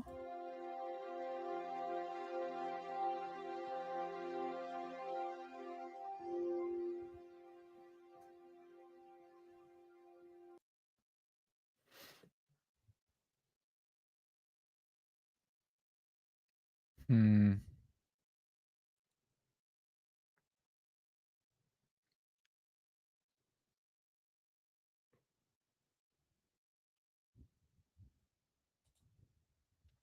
Not too sure on that one. Oh, bloody hell, cat flipping out. Right. Yeah, I was going to talk about the drama with the UFO Rabbit Hole podcast because I used to listen to her. She did a really good, I think she did like a 3-4 part podcast on German flying saucers. And I have to admit, it was pretty good. Although she didn't really go into like specific details like I've done. I don't want to be like cocky or anything, but she did a really, really good job. But recently she's come forward and she's really, I think what I gathered that this clip here by Red Panda Koala saying that I think a lot of it was edited to make it sound like she was dismissing Lou. Basically, she's coming forward and saying, look, I've just sort of lost interested in. I just realized retard finder. I'll have to follow you, mate. I'll follow you in a minute. Yeah, so she came forward and saying, look, I think the whole aspect of disclosure is going to lead to nowhere. And the people that come forward and pushing disclosure ain't going to give you disclosure. And I think she's just completely lost interest. She was really, really good with her podcast, but unfortunately, I think she started to see the side of ufology, excuse me, and where the conversation was going. And this is why I always mean, where is the conversation going? Is it leading to disclosure? And the truth is, it isn't. And it seems like I forgot her name now. Oh my god, I'm really sorry, I forgot your name. But yeah, she says that it's she just kind of just lost interest. Kelly Chase, that's it, Kelly Chase. You can still find the podcast on YouTube, but yeah, it was. I mean, when you're in the field for a number of years, you start to see the cracks, and you go, "Well, hold on a minute now. Where's this conversation going? Are we getting disclosure? Why are these people being inserted to push a narrative that something big's going to happen soon, and then nothing happens? It's like fake promises and stuff like that."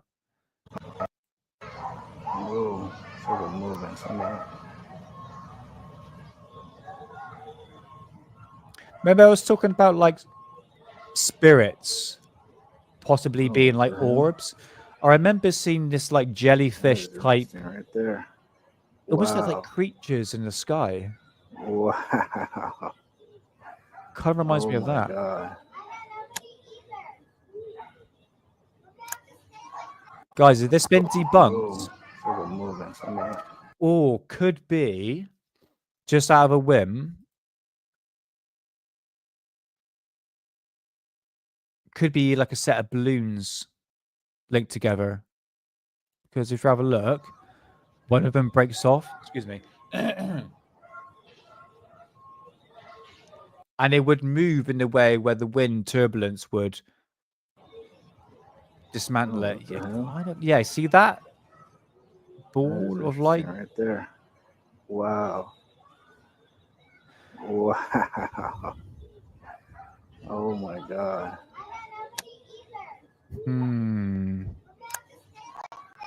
Wow. Let's see here. We're just separated here. That looks like a stationary. At the bottom.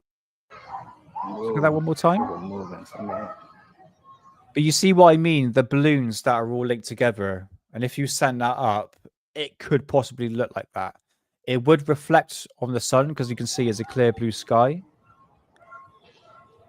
It's moving in a way. See, it attaches there and it makes me go, huh. And then you got the ball of light underneath it. Right there. Wow. Wow. Which makes you think that it might not be a balloon because that object, see that ball of light, that would be traveling at the same turbulence as this, as it breaks apart. But you can see it continue to going down and it doesn't follow the trajectory of this initial right there. rupture. Wow. Wow. Oh my God.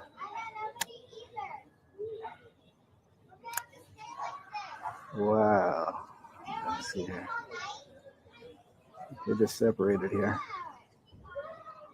Got a UFO at the bottom. That's interesting. Oh yeah, I don't know if Rotary still in. Yeah, I can see you there, Rotary. I found that 9/11 revisionist. I can remember. Okay, I'm going to play this right. So during the medical intervention, where we all were forced, or not really forced, but bullied into submission about the jibby jabbers, a lot of talk of crisis actors. Okay, there was this guy on 9/11 where he just tells you exactly what happens, like the official story straight away, like as it like moments after it happens. I think it's worth playing. I saw this plane come out of. And it turns out, Rotary, you might know a bit more on this, that this guy here turned out to be an actor and he actually worked for the intelligence agency. I'm just going to read the description here. I might say it in here.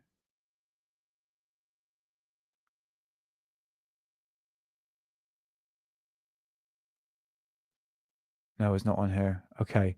But yeah, this guy here, he's been interviewed, but you want to pay attention to the guy who's basically eyeing him, and then the interviewer interviews that person. Look at this. I saw this plane come out of nowhere and just scream right into the side of the Twin Tower, exploding through the other side.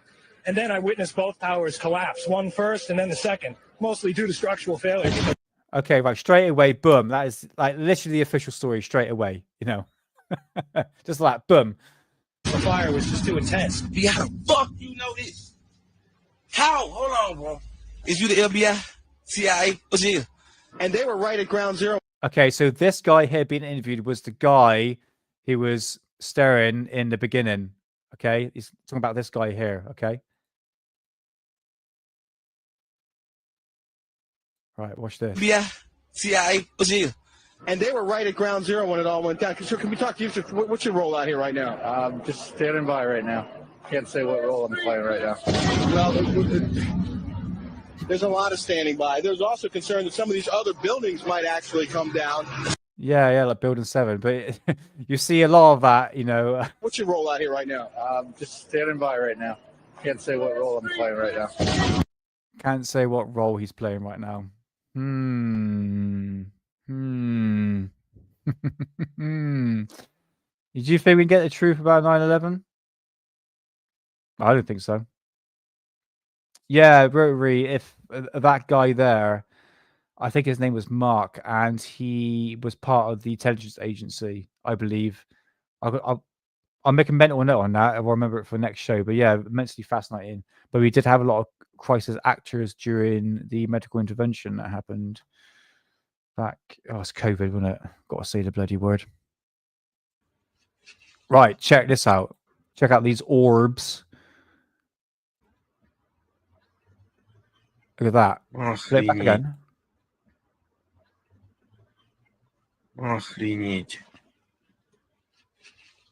НЛО над Минском. Дожили. Спасибо, батька. Что за херня, а? Пиздец.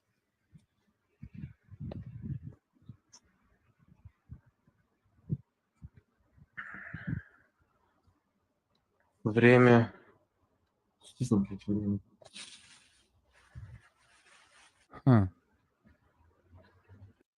Okay. I know what you're thinking. Drones. They're definitely drones. I don't see any navigation lights on it. Охренеть. They would act like drones, wouldn't they? НЛО над Минском. Дожили. Спасибо, батька.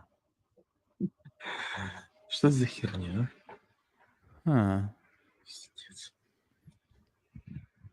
This footage looks like the Bob Lazar footage when he took his friends just outside Area 51, like over the mountains, and you can see like these balls of light dancing over this facility over Area 51.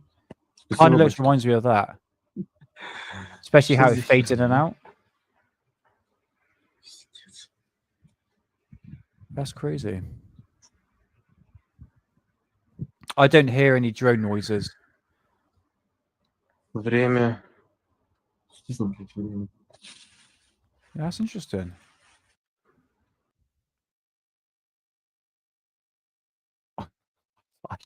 Yeah. Could be a cloud. It looks like one of those fighters from Star Wars. Good luck.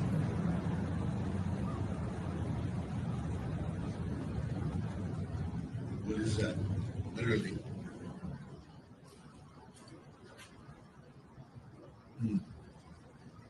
I thought it was I thought it was an airplane, but it hasn't moved. Literally has just been there.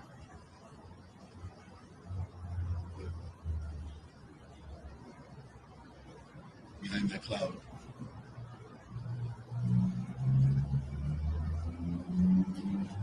Not moving. Yeah, I think it was what ship is that? Or fighter?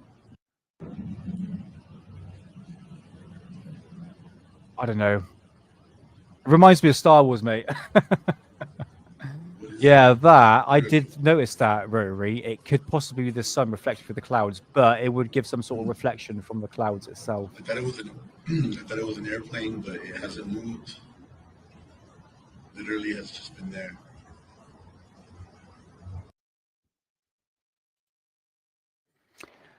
If that is an intelligent race, what are they doing here for the millionth time? Yes. Yeah. At the same time, bloody shooting them out of the sky ain't going to help. I mean, all these bloody UFO sightings always get intercepted, isn't it?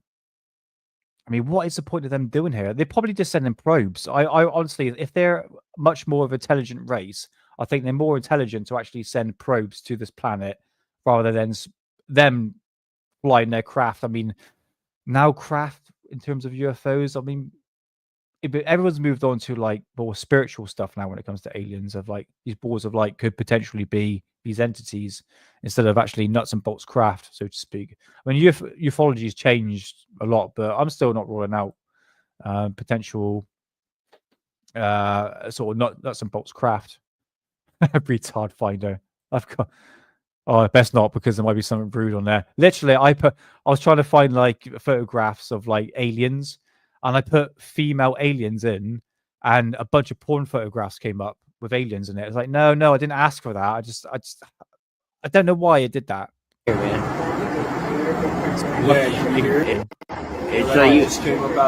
This is interesting. Check this out.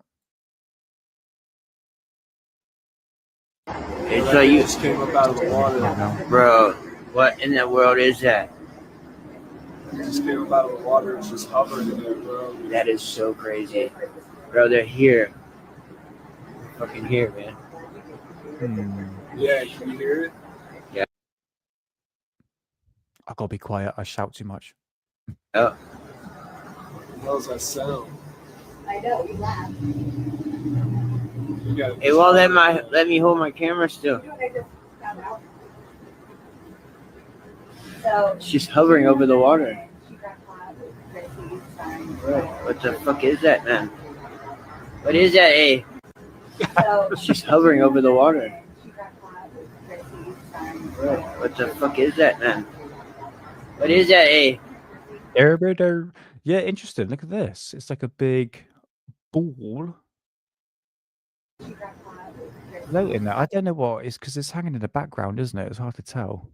Bro, what the fuck is that, man? What is that, eh? It's like you just came up out of the water. Bro, what in the world is that? It just came up out of the water. It's just hovering in there, bro. That is so crazy. Bro, they're here.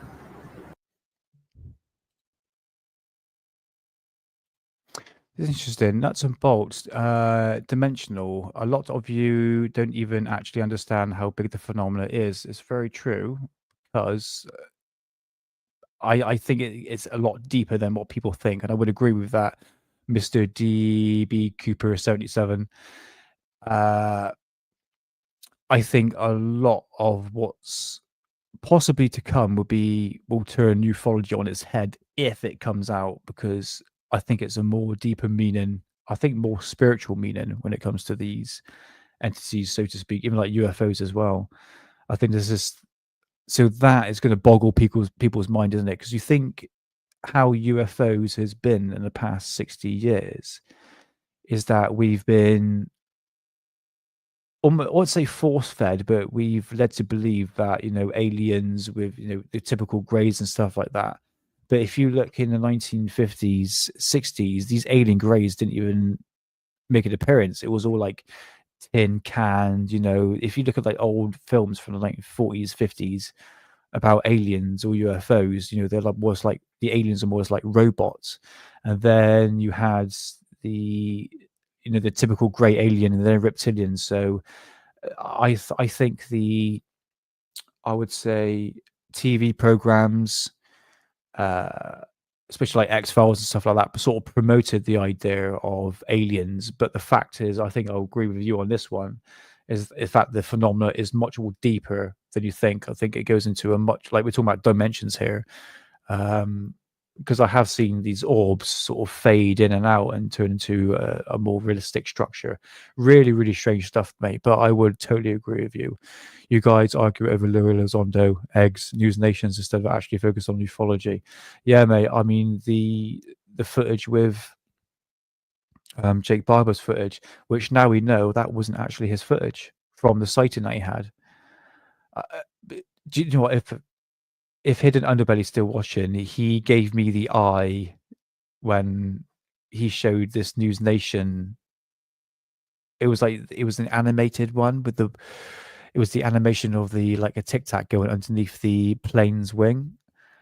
And I said, mate, look, we've got the communications between the pilot and the central control, but at the same time, it didn't really have any substance. And he looked at me like, what? What do you mean there's no like because he says to me that you just hate News Nation. I'm like, look, News Nation are there to literally jump on the bandwagon for ufology. People, content creators like me who do like UFO channels like me, always look at News Nation because they are bringing out UFO stuff every single week, practically on a daily basis. Yeah, most probably he's he's passed out already, isn't he? So going back to what DB Cooper was saying, yeah, I think it's a lot deeper. But I don't think we get the truth on it. Like I said, it's going to mindfuck a lot of people personally on that one. What else we got here? We got any more decent videos? There you are. Thank you. I want you to stay bright because I want for somebody to see your eyeball because I. Okay, she talks about Jesus, so we're going to move away from that one. Yeah, here's another one. This is an old style one. I'd say we will skip all that. This one here. Look at that. This was taken a number of years ago, guys. Check that out.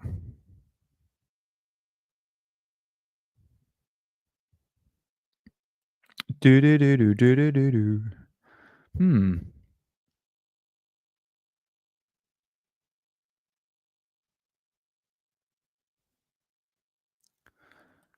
These what you would call these cigar-shaped craft or mothership crafts. Cigar-shaped, one would say. Yeah, interesting. Look at that. Interesting footage. Do we have any more? I think I got one really good one. I think I had it in the beginning of this show. 2 seconds. I think it is. Yes, this.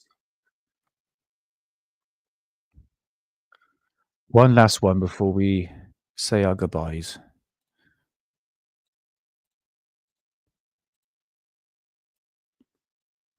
Wow. Right. This channel called Maybe UFO Alarm.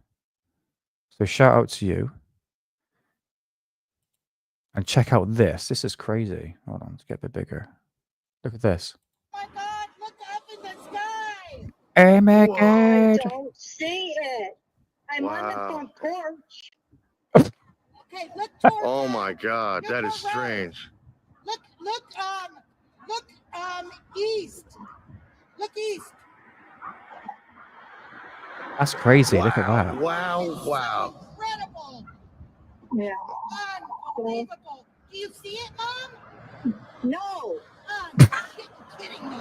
I'm on Marietta, facing Newport Road, and I'm staring right at it. Dude, it's huge. Green, blue.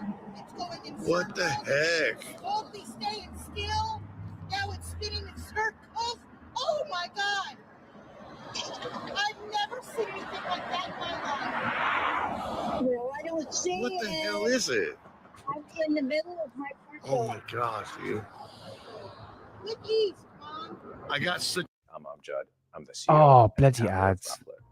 2 months ago, we introduced agents. Oh, go away, you're ugly. a good picture of it. He's just towards Emmett. Whoa. Oh my God, dude. You see it, Mom? No.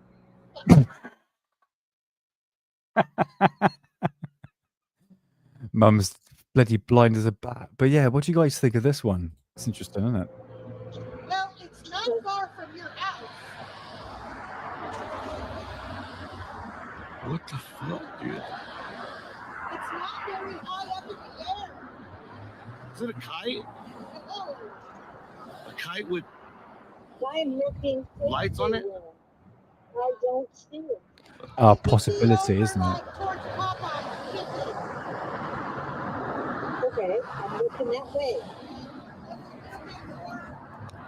Hey, John, how's it going, bruv? Nice to see you. Okay, I'm looking. More towards the Hey, welcome to the show. How's it going? What the fuck? Oh, I know, but I'm looking straight over Kim's house. Oh, okay, well maybe it's covered. You're gonna look more the Drop other dead, way. drop dead, Depp. Nice to meet you. Over here.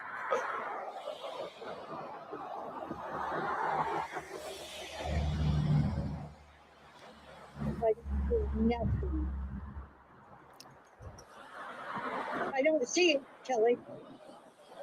So is it still there? Yep, it's still there. Are you stopped? I'm stopped. What the hell? It's the most incredible thing I've ever seen. It's got 2 wings on it, it looks like. I think it's a kite. No, it's not. Yeah. Because look at the way it's floating. Say hello to That's how Tinkerbell kites for me, mate. That is no kite. Hope you have a good one.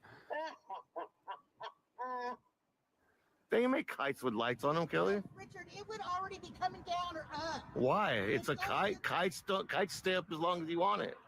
If it could come over here, then maybe. But come over here. Go fly away. That thing is incredible. Well, send me a picture of it. Okay, I will. I got a video, a really crazy one. It's getting closer, dude. I would say, not coming across a debunker, but it could possibly be a kite with flashing lights underneath it. A possibility. It's getting closer. It's getting closer to us. It's flying out into the street area. Oh my God. Yep. Are you doing it? Okay, Mom, I'll call you later. Oh my God.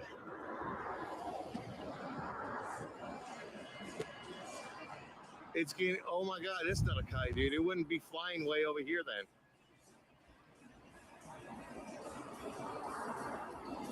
Dude. Fly away. I want to see it shoot off.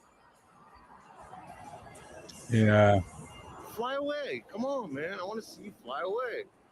Look at the red lights went off. Wow. It's just circling blue lights. It's weird. Hi, Carly. Welcome in. Oh, there they are. It turned red again. Green. It's like an eyeball. It's like the Egyptian eyeball almost. Yeah. Did it just... Oh my God, dude. I don't understand. My mind is just like boggled right now. My mind is boggled right now. Like, what the fuck? I could totally see wings on it from my phone. There's 3 of them. 3 wings. What the hell, man? It's a tricky one. It's given the same color of light, especially it's very bright, isn't it? I'm not too sure what LED lights would actually look like. It looks like it's quite a lot of them clustered together on this graph. Who are you telling? Where is it at? Oh my god, I can't find it now on my phone. I can't find it on my phone. It's not showing up. Oh, there it is. Oh, all right. Okay, that's it. I'm not too sure what to make of that, but it's very, very interesting footage. What else we got here? Anything we can play? Have a look at this.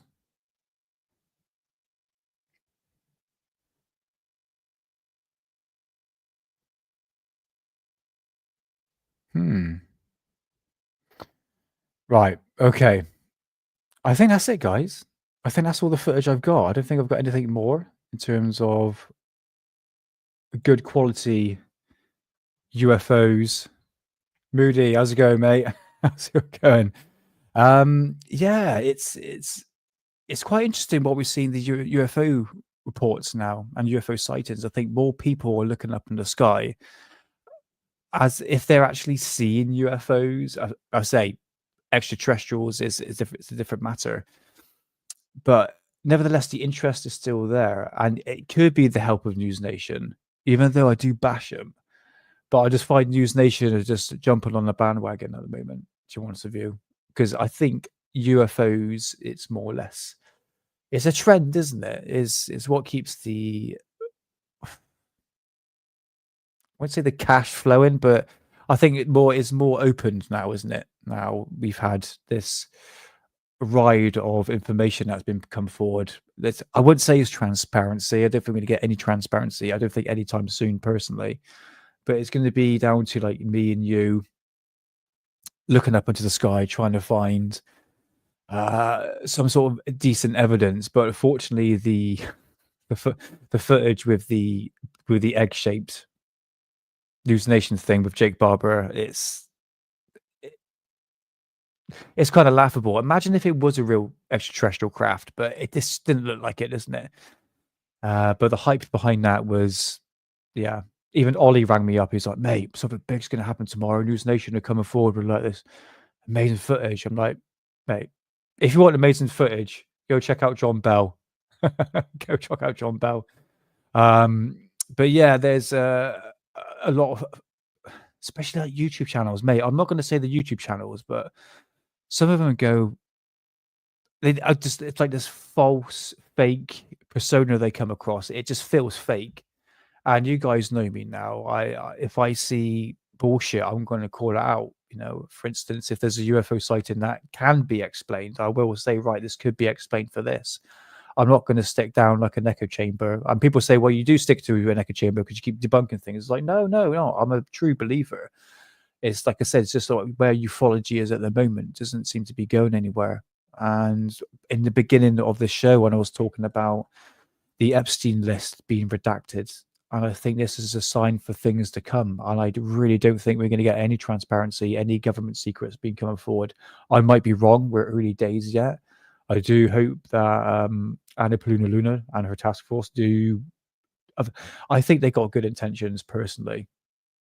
That might just be me. People might say otherwise. But nevertheless, it's early stages yet in this new, I thought you said world then. Hangs tight.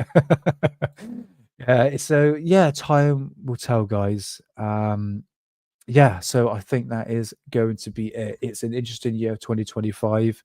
I hope it does sort itself out at some point, because it's a very unpredictable time we're living in. Like I said, it may be scary, but it's an exciting time as well. And we're all here together. And the last thing for you to do is to worry about the uncertain future. Okay. I think that's one important thing in life, guys. Just just take every day and trust in your judgment to handle any situations that come your way. And remember, we're all in this together. All right. So don't always fear, because even though we tend to look into like conspiracy theories and all that, a lot of it could just be like a load of bullshit, mate. Okay. And you have to admit, being a conspiracy theorist, it doesn't bring warmth to the heart. There are no good conspiracy theories. In one way, you sort of live in fear. So like I mentioned earlier, take a step back, like Rotary says, take a step back and recharge your batteries, recharge your brain. Okay. And yeah, because it's going to be very challenging for a lot of people, especially in the year to come. So yeah, that is me rambling on as always. So if you like the show, please like and subscribe. It'd be much appreciated. And we'll be back next week with another show. I'm not too sure what it's going to be. I might chuck some News Nation stuff on there, something to bash on. But let's just go through chat the one last time. Mr. DB Cooper 77. I've seen you on Rich Goofon channel before, I think. Maybe not, but your name sounds familiar. Appreciate you being in. John Strokes, thank you so much. Rebecca, pleasure as always. Rotary Motion, thank you so much for being here, bruv. Honestly, it's you hear it every single week, and it's much appreciated. Thanks, Tight. Thank you so much for being here, John Bell, Florida Real UFO. You go catch those UFOs, brother, and keep me posted. It'll be amazing. But yeah, go check out Florida Real UFO, guys. Really, really good footage there. John P. Adventures, how's it going, man? I hope you had a good week and all that. And yeah, thanks for being on here. What else have I got here? Probably all buggered off now. Mood on Gruel, thank you. Science Evidence Fringe, thank you so much. Let's scroll down one last time. Made in Wales, thanks for being here, bruv. We appreciate it. Sheep Pop, thank you. And Corbell's Cats as well. I think that is it. Right, okay. So if you, like I said, like the show, please spread the word. It'd be much appreciated. It'll help the show out. And I'll be back next week with another live show on Friday. And I will bring up some videos during the week as well. Anything special and all that. I've just been so busy this week, I haven't had a chance to do it. So, George Orwell, we are living in that time, mate. We are living in that time. It's scary to say. 1984. It's already here. We'll work for it, mate. Don't worry. We will work for it. So, again, if you like what you see, please like and subscribe. Please spread the word. I'll be back next week with another show. So, until next time, always remember, they're watching you, watching us, watching them. See you next week.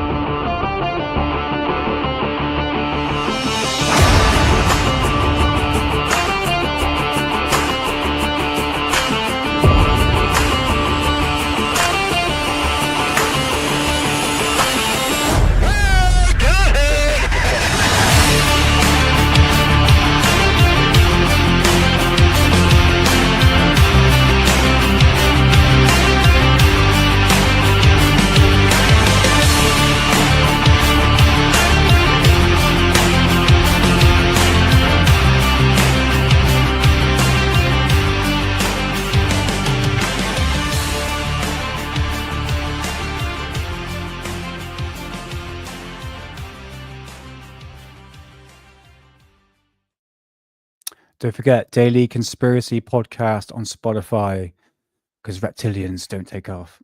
Because reptilians don't take days off. Jesus Christ, let's end the show because I'm screwing my words up. Right, see you next week, guys. Have a good weekend.